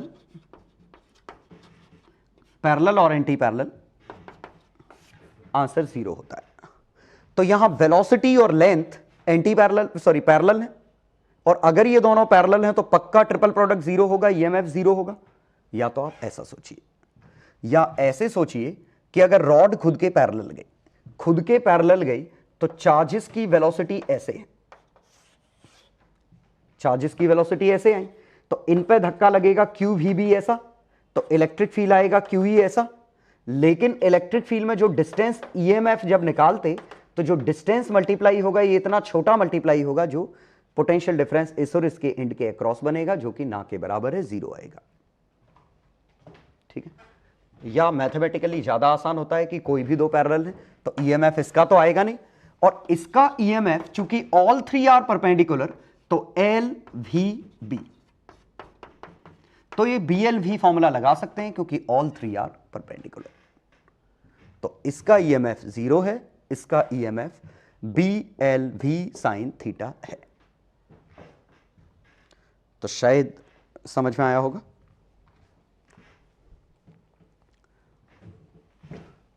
और देखते हैं सेकेंड एग्जांपल। मान लो मैग्नेटिक फील्ड ऐसा है, ठीक है। अब वेलोसिटी इस तरह, ये थीटा। अब मुझे आंसर निकालना था। अब मैंने क्या किया कि यहां से फिर से वेलोसिटी को दो कंपोनेंट में तोड़ दिया। एक वेलोसिटी का कंपोनेंट ये है, एक वेलोसिटी का कंपोनेंट ये है।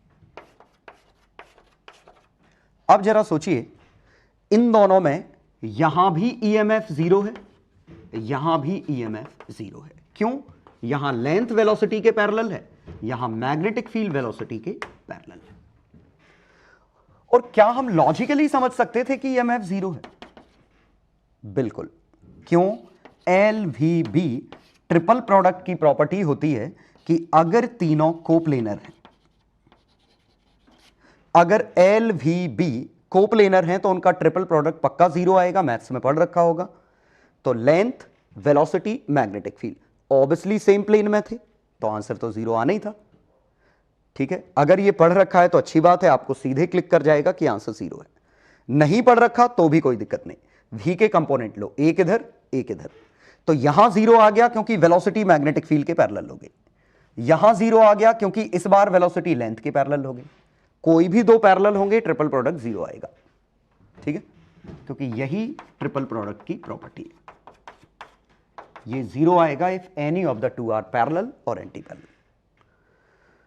ठीक है, तो इस तरीके से। हां, इसमें एक और बात है, यहां हम वेलोसिटी के कंपोनेंट ले रहे थे, आपकी मर्जी, आप लेंथ के कंपोनेंट ले लो। बी के कंपोनेंट लेने का मतलब नहीं, क्योंकि बी ऑलरेडी परपेंडिकुलर है, तो लेंथ के कंपोनेंट लेते तो हम इस लेंथ को ए किए, तो एक हमने ये माना प्लस एक हमने ये माना।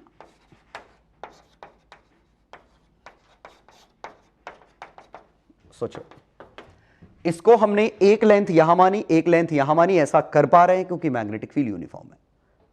तो एक लेंथ ये, एक लेंथ ये, इस लेंथ का आंसर, इस लेंथ का आंसर। इस लेंथ में ईएमएफ जीरो आएगा क्योंकि L is parallel to V। बेहतर है L cos थीटा लिखूं, L cos थीटा V के पैरेलल है, लेकिन यहां L sin थीटा is perpendicular to V is perpendicular to B, all three are perpendicular. तो ईएमएफ मैं सीधे लिख सकता हूं BLV। मतलब कंक्लूजन क्या आया कि आप हमेशा BLV फॉर्मूला लगा सकते हो, बशर्ते ये तीनों म्यूचुअली परपेंडिकुलर हो, और अगर नहीं है तो आप रिजॉल्व करके परपेंडिकुलर पर कन्वर्ट कर दो, क्योंकि कुछ कंपोनेंट तो कट ही जाएंगे। ठीक है, अदरवाइज फॉर्मूला हमारा था ये। तो मैं तो रिकमेंड यही करता हूं कि आप फॉर्मूला असली वाला याद रखें, और मैथ से आपको याद रहेगा कि ट्रिपल प्रोडक्ट तीनों का प्रोडक्ट हो जाएगा अगर तीनों परपेंडिकुलर। ठीक है, हां, जहां तक बात आई डायरेक्शन की, क्योंकि ये एक ओपन सर्किटेड बैटरी है, सर्किट कंप्लीट तो है नहीं, तो ओपन सर्किटेड, और कैसे बैटरी की डायरेक्शन लगाएंगे, तो प्लस चार्ज, सोचिए कि प्लस पे धक्का लगता ऊपर, तो ऊपर प्लस जमा हो जाता, नीचे माइनस जमा हो जाता, तो ऊपर प्लस जमा हो जाएगा, नीचे माइनस इकट्ठा होगा, तो ऊपर हायर पोटेंशियल, नीचे लोअर पोटेंशियल, बैटरी ये बनेगी, और कितनी, BLV, ये बैटरी आई। हालांकि देखिएगा कि जो हमारा moving rod in magnetic field है B, it is behaving like open circuited battery. और जरा समझिए, फेराडे लॉ नहीं है, क्योंकि फेराडे ने तो कहा था, क्लोज लूप की बात की थी कि लूप क्लोज्ड होगी तब की बात की। हम बात करें क्लोज लूप क्लोज नहीं है, सिंपल एक रॉड है, और अगर लूप क्लोज्ड है तो करंट पूरे में जा रहा है, ईएमएफ बन रहा था।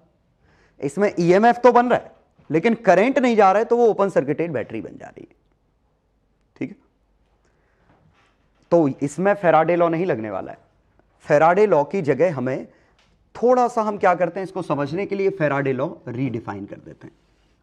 तो मैं पर्सनली इसको समझने के लिए फेराडे लॉ को रीडिफाइन करना पसंद करता हूं। जैसे यहां पे ईएमएफ इंड्यूस्ड इन रॉड,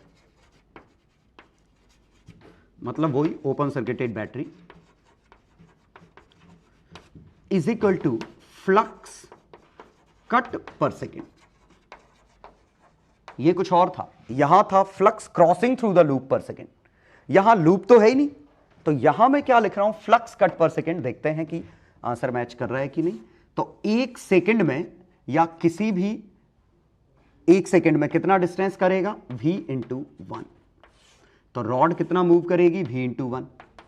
तो फ्लक्स कितना क्रॉस किया, तो रॉड यहां से यहां क्रॉस की, तो इतने हिस्से के फ्लक्स को क्रॉस किया। तो ये फ्लक्स कितना आया, b इंटू एरिया, और एरिया कितना है, l इंटू v।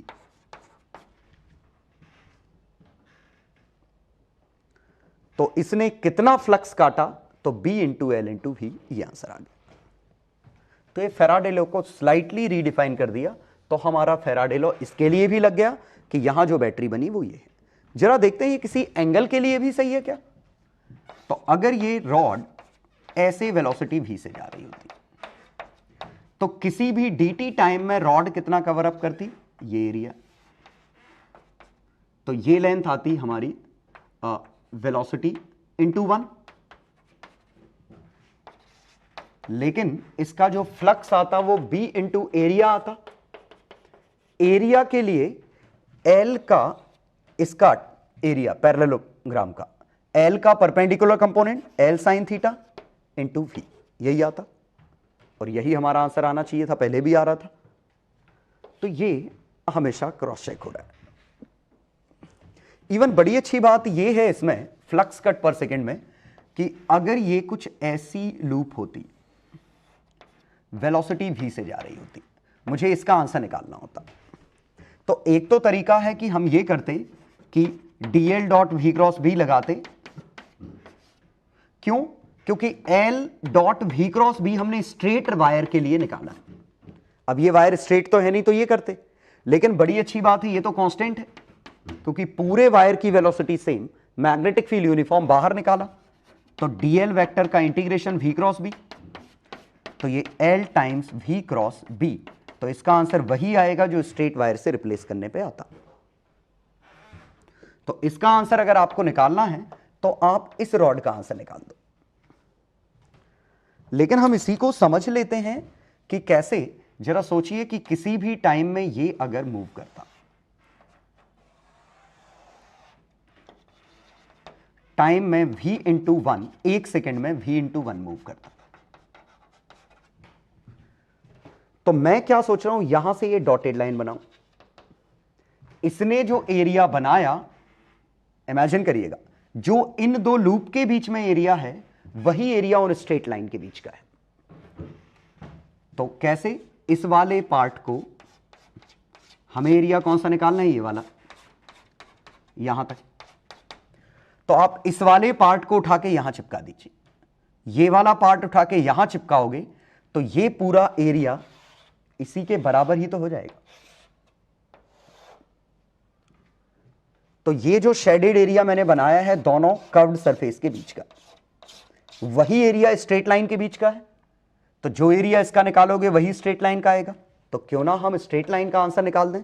और स्ट्रेट लाइन का आंसर तो हमें पता है, BLV साइन थीटा, या इसका निकालना था, वेलोसिटी इधर आ चुकी थी, अब हमें आंसर चाहिए। तो v का एक कंपोनेंट इधर, एक कंपोनेंट इधर, इस कंपोनेंट का तो आएगा नहीं, जो आएगा इस कंपोनेंट का आएगा। अब एग्जांपल देख लो एक दो, फिर क्वेश्चन करते हैं। तो ये फ्लक्स कट पर सेकेंड से भी आप सोच सकते हैं, फॉर्मूला याद रखें, आपकी मर्जी जो करना।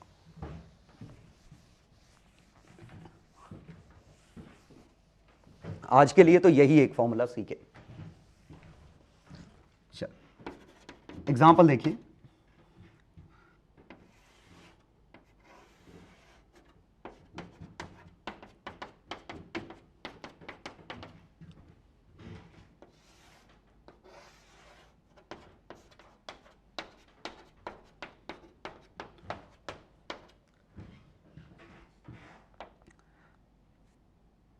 तीसरा एग्जांपल लेता हूं।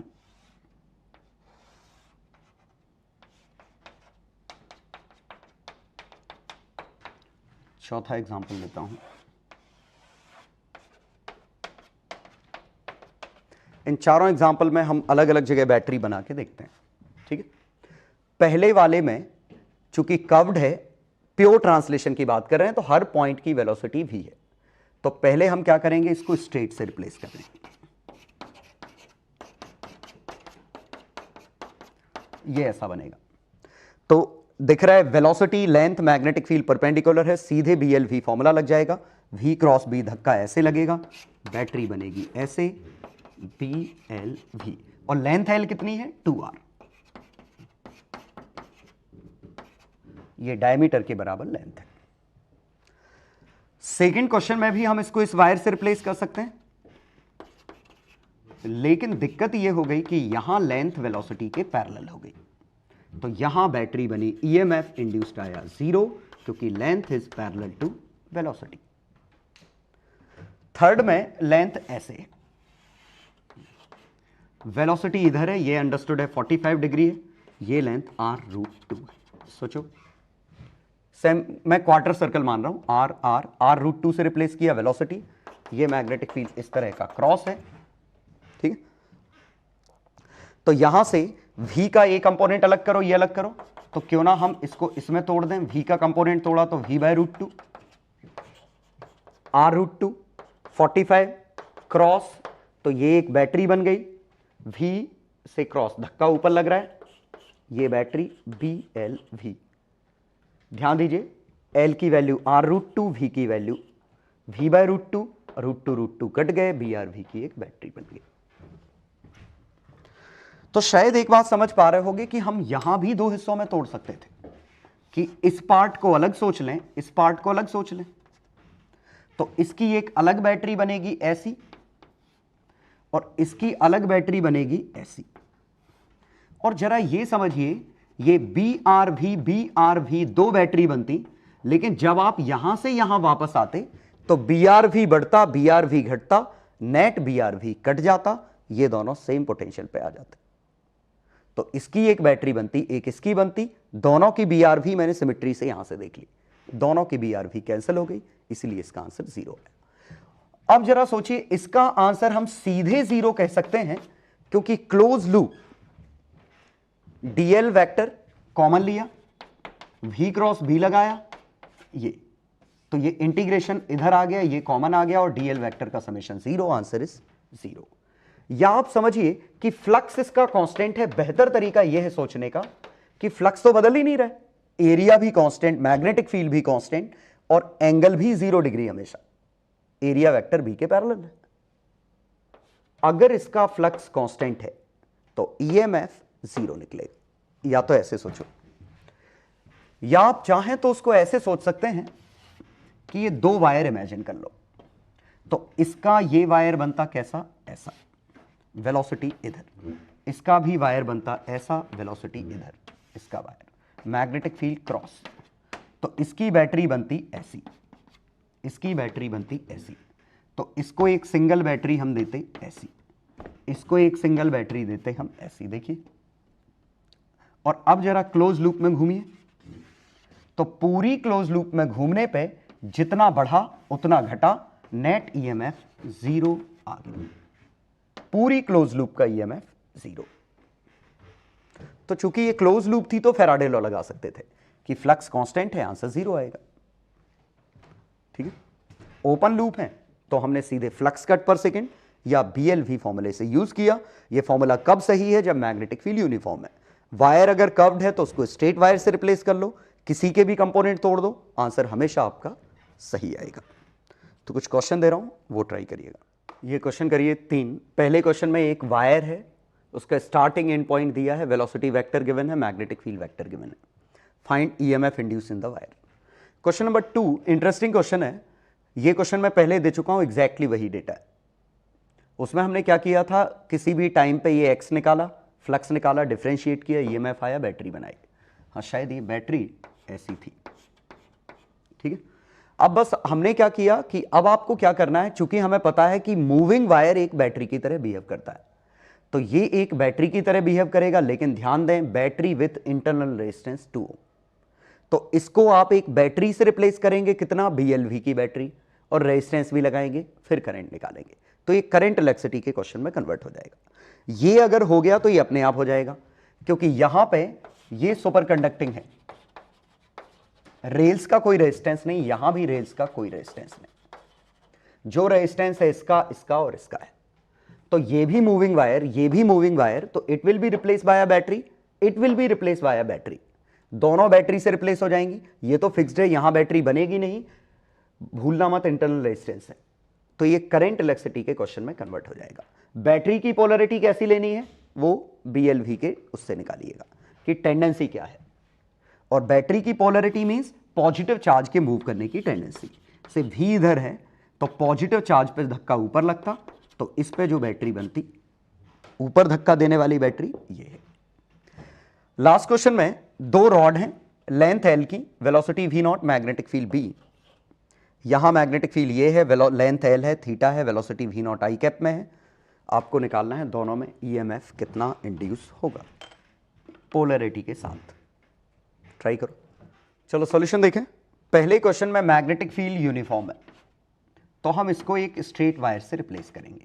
तो L वेक्टर सिंपली कितना आया, I cap minus J cap plus K cap, I cap minus J cap plus K cap. V vector हमें गिवन है 2I minus J, B vector हमें गिवन है I प्लस K। अब ये आड़ा टेढ़ा है तो हम EMF सीधे निकालेंगे L dot V cross B से, और ये कुछ और नहीं, ट्रिपल प्रोडक्ट है, और ट्रिपल प्रोडक्ट सिंपली कैसे निकलेगा, L क्या है I 1 माइनस 1 1, V क्या है 2 माइनस 1 0, ये क्या है 1 0 1। ठीक है, ये ट्रिपल प्रोडक्ट आ गया। आपकी मर्जी, V क्रॉस भी निकाल लो, फिर L के साथ डॉट कर दो, एक ही बात है। ट्रिपल प्रोडक्ट निकालना हो तो 1 के साथ -1, इस -1 के साथ तो माइनस ऑफ -1 प्लस 1 2, इस 1 के साथ 0 माइनस -1 प्लस 1, आंसर आया 2 वोल्ट। ठीक है, तो उम्मीद है समझ में आ गया होगा। 2 वोल्ट सोचने के लिए थोड़ा आप गंदा भी कर सकते थे कि 2I minus J I plus K, I minus J plus K, इसको कंपोनेंट में तोड़ दिया जाए। कंपोनेंट में कैसे, वेलोसिटी के कंपोनेंट तोड़े, मैंने 2I कैप लिया, I minus J plus K, एक 2I कैप के साथ I प्लस K लिया, एक I minus J plus K, इसके साथ माइनस J कैप लिया, I प्लस K लिया। बस हम संघर्ष कर रहे हैं। तो देखिए, इसका इसके और I के साथ तो आंसर नहीं आएगा, इसका इसके और I के साथ तो आंसर नहीं आएगा। क्यों? क्योंकि ये दो पैरेलल हो गए, मैग्नेटिक फील्ड को फिर से तोड़ दिया। तो जो आंसर आएगा इसका, इसका और इसका, और इन तीनों में भी I का तो नहीं आएगा आंसर, क्योंकि I और I पैरेलल है। इन तीनों में K और K का आंसर तो नहीं आएगा, क्योंकि पैरेलल है। तो जो आंसर आएगा इन तीनों का आएगा। तो इन तीनों का क्रॉस प्रोडक्ट, तो माइनस J, तीनों आपस में परपेंडिकुलर हैं तो आंसर 2 आएगा, प्लस माइनस 2 वो हम अभी देख लेंगे। ऐसे ही यहां आप सोच सकते थे कि किन किन का आंसर आने वाला है, तो सिर्फ J है, तो J के साथ I का आएगा, यहां K का, तो K माइनस J I, एक इसका बनेगा, एक और बनेगा, तो J के साथ I J K, तो इनमें से एक 1 बनेगा, एक -1 बनेगा, एक 2 बनेगा, 3 कट जाएंगे, आंसर 2 आ जाएगा। तो ये फील हो गया होगा अगर आपने इसके लिए ट्रिपल प्रोडक्ट पढ़ लिया होगा। फिलहाल बेहतर तरीका क्या था कि या तो आप क्रॉस करिए, इसके साथ डॉट करिए, या फिर वो डिब्बा निकाल दीजिए। तो चक्कर में मत पड़िए इस वाले तरीके, वो अपने आप आ जाएगा। चलो क्वेश्चन 2। तो चूंकि मूविंग वायर हमने बात की थी कि ये ओपन सर्किटेड बैटरी है और धक्का ऊपर लगेगा, बैटरी ऐसी है, आपस में ऑलरेडी परपेंडिकुलर है। ओपन सर्किटेड बैटरी है, लेकिन ये ओपन सर्किट नहीं है, इसके ये इससे कनेक्ट हो गया, इससे कनेक्ट हो गया, तो ये बैटरी हो गई हमारी शॉर्ट सर्किट। तो ये 2 वोल्ट 2 ओम, और ये बैटरी बन गई हमारी BLV। मैग्नेटिक फील्ड वही पिछले क्वेश्चन का शायद 1.5 टेस्ला, तो BLV, इन तीनों का मल्टीप्लीकेशन 15 वोल्ट, रेजिस्टेंस इसके पास है 2 ओम, तो ये 15 और 2 17, देखिए ऐड हो रहे हैं, तो 17/4 एम्पीयर। तो मोशनल EMF क्या है, जो चीज मोशन कर रही है वहां एक इफेक्टिव बैटरी बन रही है, तो ये इनडायरेक्टली करंट इलेक्ट्रिसिटी के क्वेश्चन में कन्वर्ट हो जा रहा है। ठीक है, तो शायद अब आपको समझ में आया होगा कि यहां आखिरकार करंट देने का काम कौन कर रहा है, बी क्यू वी नाम का धक्का लग रहा है, क्योंकि जो ही इसके पास वेलोसिटी आई, पॉजिटिव चार्जेस पे धक्का लगा, वेलोसिटी मिली, इन पे धक्का मिला, घूमना चालू कर दिया। ठीक है, नेक्स्ट क्वेश्चन। तो यहां भी हम बैटरी बना सकते हैं, मैग्नेटिक फील्ड अंदर, वेलोसिटी इधर, v क्रॉस b, धक्का ऊपर लगा, यहां बैटरी ये बनी। तो राइट हैंड साइड को बैटरी से रिप्लेस किया, लेकिन इसके पास खुद के पास एक रेजिस्टेंस है 1 ओम, बैटरी है BLV। अरे यार लेंथ नहीं दी मैंने, सॉरी, मुझे लेंथ देनी चाहिए। BLV 2 × 6 12, तो ये 12 वोल्ट की बैटरी होगी। 12 वोल्ट की बैटरी इधर है, 2 ओम ये है। यहां जरा देखिए, V इधर है, VB, धक्का नीचे लगेगा तो BLV 6 वोल्ट की बैटरी बनेगी कुछ इस तरह। रेजिस्टेंस 2। तो सॉल्व करने के लिए अब आपकी मर्जी, नोड मेथड यूज करिए, क्योंकि ये तो करंट इलेक्ट्रिसिटी का क्वेश्चन है। तो या आप इन दो को कंबाइन कर लो, तो ये 3 वोल्ट की बैटरी, रेजिस्टेंस 1 ओम, 12 वोल्ट, 1 ओम, तो करंट गया 12 और 3 15, 15/2 एम्पियर, और चूंकि ये इंटैक्ट है तो 15/2 एम्पियर इस पे आया। अब निकालना है तो इसका आंसर अगर 0 लिया तो यहां 15/2 का ड्रॉप, 12 का इंक्रीमेंट, तो 4.5 वोल्ट। 7.5 घटा 12 बढ़ा 4.5, तो यहां 4.5/2 9/4 एम्पियर।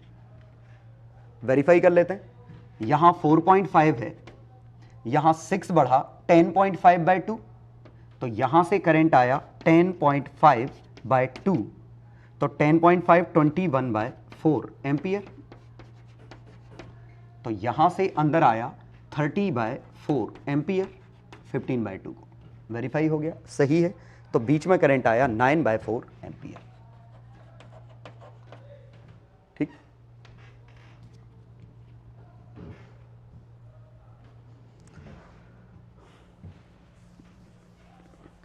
तो सिंपली मूविंग रॉड को हम एक बैटरी से रिप्लेस कर सकते हैं। और अब हम ये वजह, एक पार्ट की वजह तो समझ पाए कि आखिरकार जब रॉड मूव कर रही है तो वो एनर्जी या बैटरी कहां से आ रही है, बैटरी कैसे बन रही है। BQV का ही फोर्स EMF की तरह बिहेव कर रहा है। क्वेश्चन नंबर 4 के दोनों पार्ट, इसमें तो आंसर वैसे 0 आने वाला है क्योंकि तीनों कोप्लेनर है। समझ में आ जाए तो अच्छी बात है, नहीं तो वेलोसिटी का एक कंपोनेंट ये जोड़िए, एक कंपोनेंट वेलोसिटी ऊपर देखिए, तो यहां वेलोसिटी लेंथ पैरेलल, यहां velocity B and T parallel, answer दोनों में ही 0, बैटरी बनी ही नहीं। नेक्स्ट, ये क्या है, हाँ, तो इसमें हम कंपोनेंट तोड़ सकते हैं। मैग्नेटिक फील्ड एक है B1 I कैप, एक है B2 K कैप। तो हम क्या करते हैं, वेलोसिटी या लेंथ के कंपोनेंट तोड़ते हैं इस बार। तो इसको एक ये मान लेते हैं, एक ये मान लेते हैं, L sin theta, L cos theta, V0। समझ में आ रहा है, इसका आंसर तो लेने की जरूरत है नहीं, आंसर आएगा 0। क्यों? क्योंकि लेंथ और वेलोसिटी पैरेलल हो गई, तो मैग्नेटिक फील्ड की जरूरत ही नहीं पड़ी, आंसर यहीं 0 हो गया।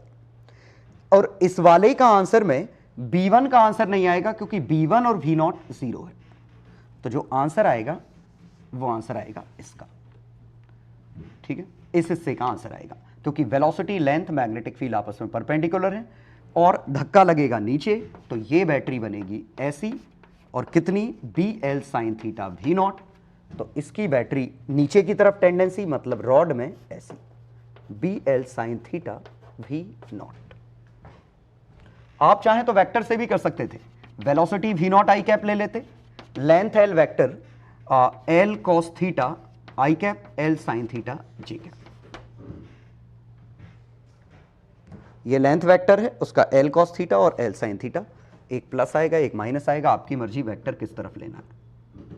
तो अगर आपने लेंथ वेक्टर ऐसे लिया है तो cos theta I cap minus sin theta J cap, और मैग्नेटिक फील्ड ऑलरेडी वेक्टर था अब आप ट्रिपल प्रोडक्ट इसमें यूज कर लो, अपने आप जो आंसर आना होगा आ जाएगा। बेहतर तरीका था लेंथ के कंपोनेंट तोड़े, एक ये, और हमने देख लिया किस किस का असर आ सकता था। तो उम्मीद है क्लियर हो गया होगा। अब हम इसमें कैपेबल हैं ये समझने के लिए कि इस दौरान क्या हुआ था, कि ये जो क्वेश्चन ये हम समझ पाएंगे कि बैटरी कैसी बनी थी, क्यों बनी थी। देखिएगा, अच्छे से समझिएगा, इंटरेस्टिंग है। तो पहला पार्ट जब ये अंदर जा रहा था, वेलोसिटी v नॉट, तो मोशन तो इसके पास भी है, मोशन इसके पास भी है, मोशन इसके पास भी, मोशन इसके पास भी है, लेकिन जो बैटरी बनेगी वो सिर्फ यहां बनेगी। क्यों? यहां बैटरी नहीं बन सकती। इमेजिन करिए मैग्नेटिक फील्ड ही नहीं है, यहां नहीं बन सकती, मैग्नेटिक फील्ड ही नहीं, यहां नहीं बन सकती, यहां है लेकिन इसकी वेलोसिटी लेंथ के पैरेलल है। इस पार्ट की वेलोसिटी लेंथ के पैरेलल है, इस पार्ट की वेलोसिटी लेंथ के पैरेलल है, सिर्फ इसी पार्ट के पास है। तो यहां जो बैटरी बनेगी इक्विवेलेंट, वो क्रॉस ऊपर की तरफ, सोचो, तो करंट आएगा ऐसा। और बात बिल्कुल सही है, करंट क्या है? डॉट सपोर्टिंग, ठीक है। और जरा वो देखें करंट कितना है, तो करंट है BL/V0 बाय R। और बात सही है, हमने ऐसे ही तो निकाला था फैराडे लॉ लगा के। ये x माना, x पे फ्लक्स आया BLX, ये लेंथ L है, तो d∅dt, तो BL dx/dt, और dx/dt ही V0 है। ये तो जस्टिफाई हुआ। अब हम समझते हैं जब ये बाहर निकल रहा था तब का। बाहर निकल रहा था वेलोसिटी v0 से, तब भी इसमें बनना नहीं है, यहां नहीं बनना, यहां नहीं बनना, जो बनेगा यहां बनेगा। अब जरा बैटरी देखते हैं, V क्रॉस, धक्का ऊपर लगेगा,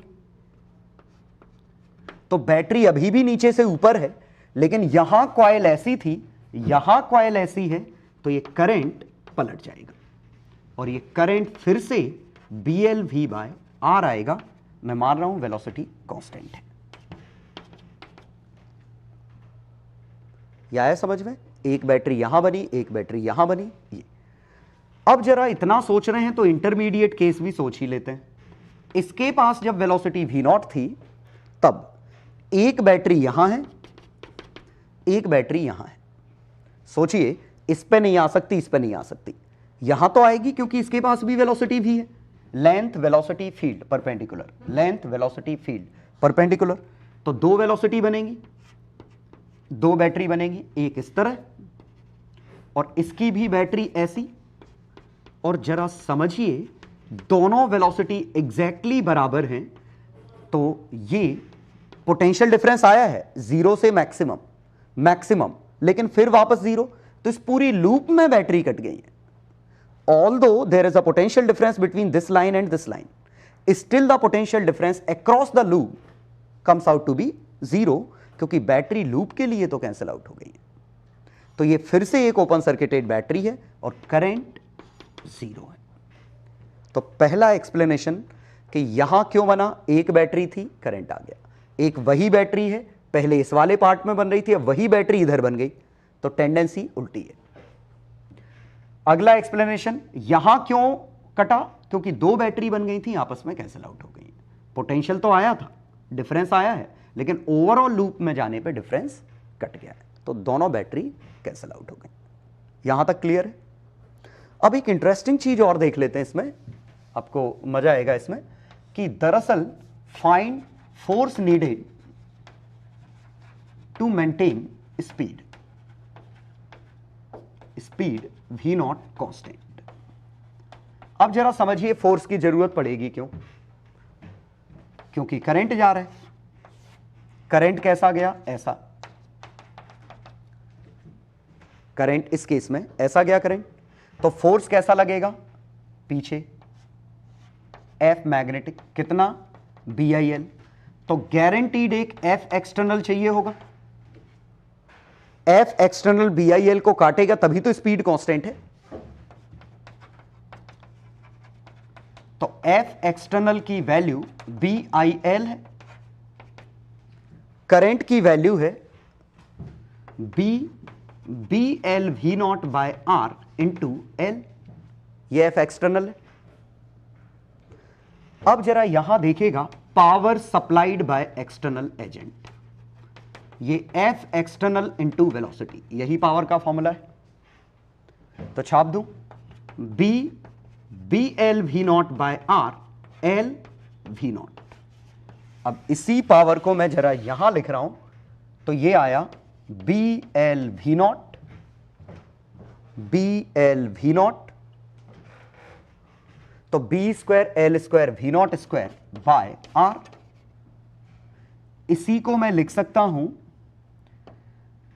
ईएमएफ का स्क्वायर बाय आर, इसी को लिख सकता हूं आई स्क्वायर आर, इसी को लिख सकता हूं थर्मल पावर। जरा समझिए, एफ एक्सटर्नल का डॉट प्रोडक्ट लिया वेलोसिटी के साथ, तो power supplied force into velocity ये बना, और इसको मैंने लिखा तो बी एल वी नॉट का होल स्क्वायर बाय आर है, और बी एल वी नॉट क्या है, बैटरी का ईएमएफ, तो ईएमएफ का स्क्वायर बाय आर, यही तो पावर का फॉर्मूला है। ऑब्वियसली इनडायरेक्टली आर से मल्टीप्लाई डिवाइड कर दो तो आई स्क्वायर आर है, और आई स्क्वायर आर क्या है, इसके अंदर थर्मल पावर कितनी जनरेट हुई। तो रियलिटी क्या थी कि जो थर्मल पावर जनरेट हो रही है वो हम दे रहे हैं, वो बंदा दे रहा है जिसने वेलोसिटीज की कांस्टेंट बनाए रखी है। अगर वेलोसिटी कांस्टेंट बनाए रखने वाला फोर्स नहीं होता तो ये लॉस कहां से आता, इसकी काइनेटिक एनर्जी से, तो इतना ही लॉस इसकी काइनेटिक एनर्जी में हो जाता। और अगर काइनेटिक एनर्जी में नहीं होना है तो फिर आपको वो एनर्जी सप्लाई करनी पड़ेगी। तो शायद ये समझ में आ गया होगा, ये जुगाड़ मैग्नेटिक फील्ड की, ये काइनेटिक एनर्जी को इलेक्ट्रिकल एनर्जी में कन्वर्ट करने की जुगाड़ है, और ये 100% कन्वर्ट हो रही है। बड़ी अच्छी चीज ये है, बशर्ते फ्रिक्शन वगैरह इग्नोर मार दें कि पूरा का पूरा वर्क यहीं जा रहा है। तो ये बेसिकली लेंज लॉ है, ठीक है। लेंज लॉ कैसे, क्योंकि ये फोर्स अगर वेलोसिटी को अपोज नहीं करता तो आपको ये लगाना नहीं पड़ता, और आप लगाते नहीं तो पावर जाती नहीं। तो दरअसल ये सब इनडायरेक्टली नेचर का किया हुआ है काम, कि अपने आप ये फोर्स वेलोसिटी को रोकेगा, तो या तो वेलोसिटी खत्म होगी, नहीं खत्म होगी तो आपको काम करना पड़ेगा, ठीक है। तो उम्मीद है दोनों डिस्कशन समझ में आए होंगे कि यहां बैटरी क्यों बनी, यहां बैटरी क्यों बनी, यहां 2 बैटरी बनी, ओवरऑल कट गई।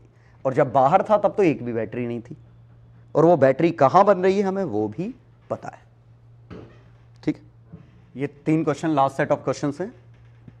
पहले क्वेश्चन में horizontal rod of length, conducting rod है 20 सेंटीमीटर, क्योंकि इंसुलेटिंग हुई तो ईएमएफ इंड्यूस का मतलब नहीं है, क्योंकि इंसुलेटिंग रॉड में ईएमएफ नहीं जाएगा, क्योंकि ना नेगेटिव फ्री है ना पॉजिटिव फ्री है। तो अगर इंसुलेटिंग रॉड मूव करती है तो कोई मैग्नेटिक फील्ड कोई ईएमएफ डेवलप नहीं होने वाला है, क्योंकि चार्जेस रीअरेंज ही नहीं होंगे तो बैटरी नहीं बनेगी, पोटेंशियल डिफरेंस ही नहीं आएगा। तो अंडरस्टूड है, कंडक्टर है। तो ड्रॉप हमने किया, इसको ईस्ट वेस्ट में रख के ऐसे गिरा दिया, तो t = 5 सेकेंड पे जब ये होगी तो इसके पास वेलोसिटी आ जाएगी। मैग्नेटिक फील्ड दे रखा है, ये एंगल ऑफ डिप ये है। एंगल ऑफ डिप होता है हॉरिजॉन्टल के साथ नेट मैग्नेटिक फील्ड किस डायरेक्शन में है, तो हॉरिजॉन्टल के साथ 37 डिग्री नीचे, मतलब मैग्नेटिक फील्ड की डायरेक्शन हॉरिजॉन्टल के साथ 37, और हॉरिजॉन्टल मतलब नॉर्थ से 37 वर्टिकली डाउन है। क्वेश्चन नंबर 2, ये करंट कैरिंग वायर है आई, ऑब्वियसली करंट कांस्टेंट है। तो यहां क्या है, करंट कांस्टेंट है तो मैग्नेटिक फील्ड यूनिफॉर्म है, लेकिन नॉन यूनिफॉर्म है, समय के साथ नहीं बदल रहा है लेकिन पोजीशन के साथ तो बदलेगा। तो चूंकि ये वेलोसिटी है रॉड के पास, मैग्नेटिक फील्ड है, लेकिन हम फिर भी BLV नहीं लगा सकते, क्योंकि B वेरिएबल है। BLV परपेंडिकुलर है, लेकिन B वेरिएबल है तो आप BLV नहीं लगा सकते। आपको छोटे पार्ट में तोड़ के एक छोटी बैटरी बनाओगे, इंटीग्रेट करोगे। इसमें मैग्नेटिक फील्ड कांस्टेंट है, लेंथ स्ट्रेट है, परपेंडिकुलर है, लेकिन अलग अलग पॉइंट की स्पीड अलग अलग है। तो यहां भी आपको इंटीग्रेट करना पड़ेगा, EMF इंड्यूस्ड अक्रॉस रॉड। तो ट्राई करो, ठीक है। सॉल्यूशन देखें, पहले क्वेश्चन में t = 5 सेकेंड पे, तो पहले तो आप ये समझिए कि ये कुछ ऐसा है, ये ईस्ट वेस्ट नॉर्थ साउथ, ये वर्टिकल ग्रेविटी। रॉड हमारी ऐसे है, इसकी वेलोसिटी नीचे 50 मीटर पर सेकेंड है। रॉड की लेंथ 0.2 है, 5 सेकेंड में वेलोसिटी ये आ जाएगी। तो अब मैग्नेटिक फील्ड हमारा 37 डिग्री पे है, तो नॉर्थ ये है, मैग्नेटिक फील्ड वर्टिकल लाइन ये है, ईस्ट वेस्ट ये वर्टिकल लाइन डॉटेड। तो ये नॉर्थ के साथ 37 डिग्री है, मतलब मैग्नेटिक फील्ड के दो कंपोनेंट हैं, एक इधर एक इधर। तो ये वर्टिकल कंपोनेंट है, ये हॉरिजॉन्टल कंपोनेंट है। और अब जरा समझिए, मैग्नेटिक फील्ड के जो दो कंपोनेंट है उसमें वर्टिकल कंपोनेंट ईएमएफ पैदा नहीं कर सकता, क्योंकि वर्टिकल कंपोनेंट वेलोसिटी के पैरेलल है। तो जो ईएमएफ पैदा होना है वो हॉरिजॉन्टल कंपोनेंट से ही पैदा होना है। तो कोशिश करिए समझने की कि ये हमारा हॉरिजॉन्टल प्लेन है, ये हमारा बी का हॉरिजॉन्टल कंपोनेंट है जो कि हमेशा नॉर्थ की तरफ है, ये हमारा बी का वर्टिकल कंपोनेंट है, ये बी नेट है जो कि इससे 37 डिग्री नीचे था। तो ये 5 इंटू 10 पे -4 है, तो इसका 4 इंटू 10 पे -4 टेस्ला, ये 3 इंटू 10 पे -4 टेस्ला कंपोनेंट कॉस और साइन। और अब जरा समझिए कि रॉड ऐसे है, ये 90 डिग्री, रॉड की लेंथ इस तरफ, तो हॉरिजॉन्टल कंपोनेंट लेंथ और वेलोसिटी तीनों आपस में परपेंडिकुलर है, लेकिन वर्टिकल कंपोनेंट का असर नहीं आएगा, since vertical component is parallel to velocity. तो इन दोनों का तो असर आना नहीं है, जो असर आना है लेंथ का, तो इसका इफेक्ट आएगा नहीं। तो ईएमएफ सीधे हम बीएल भी लिख सकते हैं। मैग्नेटिक फील्ड 4 इंटू 10 पे -4, लेंथ 0.2, वेलोसिटी 50। ठीक है, तो ये कितना बना 10, 40, 4 इंटू 10 पे -3, तो 4 मिली वोल्ट की बैटरी बनी होगी। अब वो पोलैरिटी क्या होगी इस बैटरी की, तो सिंपली हम देखेंगे वेलोसिटी नीचे, मैग्नेटिक फील्ड इधर, V क्रॉस B धक्का इधर लगेगा, तो ये बैटरी बनेगी कुछ ऐसी, मतलब ईस्ट हमारा पॉजिटिव एंड है, वेस्ट हमारा नेगेटिव एंड है। तो कोशिश करिए समझने की कि मैग्नेटिक फील्ड हमारा तिरछा था, तो उसका वर्टिकल और हॉरिजॉन्टल कंपोनेंट दोनों थे। वर्टिकल कंपोनेंट मीनिंगलेस है, हॉरिजॉन्टल कंपोनेंट ही काम का है। क्यों? क्योंकि वर्टिकल कंपोनेंट वर्टिकल वेलोसिटी के पैरेलल है। क्वेश्चन 2, तो आंसर आएगा ये 4 मिली वोल्ट।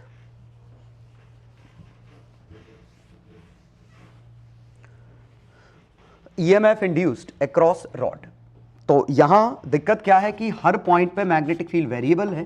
तो मैंने ये जो dx लेंथ ली, इस dx पे जो बैटरी बनी छोटी सी ऐसी बनेगी d। इस de के लिए तो हम bl भी डायरेक्ट लगा सकते हैं, तो bl v कितना है, μ0/4π 2I/x v dx। इंटीग्रेशन कर दें तो टोटल ईएमएफ आ जाएगा, लिमिट आएगी a से a प्लस l, तो ये हमारा आंसर आ गया μ0/4π 2IV log a plus l/a। ये हमारा आंसर था। ध्यान दीजिए, इसी क्वेश्चन में अगर रॉड ऐसे मूव कर रही होती, ये x डिस्टेंस पे, तो यहां इंटीग्रेशन नहीं करना पड़ता, यहां इसकी इक्विवेलेंट बैटरी सीधे ऐसी मिल जाती BLV।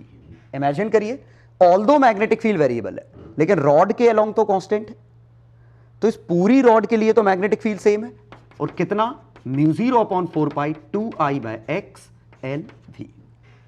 तो अगर रॉड इसके पैरेलल होती तो मैग्नेटिक फील्ड पूरे में सेम था, इंटीग्रेशन की जरूरत नहीं थी। लेकिन यहां मैग्नेटिक फील्ड बदल रहा था, इसीलिए बैटरी बनाने के लिए हमें ऐसा करना पड़ा। ठीक है, नेक्स्ट सेकंड में क्या है, मैग्नेटिक फील्ड वेरिएबल नहीं है लेकिन स्पीड वेरिएबल है।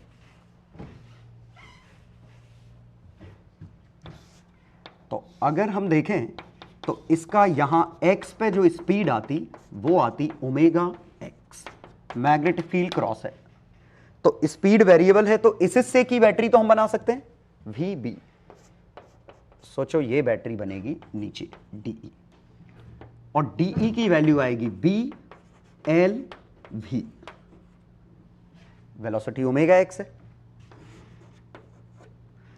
तो DE की वैल्यू BLV, तो EMF आएगा इसका integration B omega x dx 0 से L, half B omega L square. तो ये एक इक्विवेलेंट एक सिंगल बैटरी है, लेकिन ऐसी, और कितनी, half B omega L square. Linear function था, आप एवरेज ले सकते थे। एवरेज मतलब इसकी वेलोसिटी 0 है, इसकी वेलोसिटी ओमेगा एल है, वेलोसिटी लीनियरली बदल रही है, तो average velocity B L V. आ गया सेम आंसर? तो आप एवरेज वेलोसिटी ले सकते थे, या आप समझिए छोटी छोटी कई बैटरी थी। पोलैरिटी क्या है, वी बी, वही जो क्यू वी बी का धक्का लगेगा उसी डायरेक्शन में बैटरी बनानी है, करंट की टेंडेंसी वही है, तो ये आएगा। ठीक है, तो उम्मीद है यहां तक क्लियर हो गया होगा। अगली क्लास में हम रोटेशन की बात करेंगे, कि रोटेशन में सोचेंगे कि आखिरकार ये रोटेशनल ईएमएफ कैसे पैदा होता है। आज की क्लास में हमने ट्रांसलेशनल ईएमएफ की वजह ढूंढी। ठीक है, तो जो होमवर्क मिला है वो प्रॉपर अच्छे से करिएगा। मिलते हैं अगली क्लास में।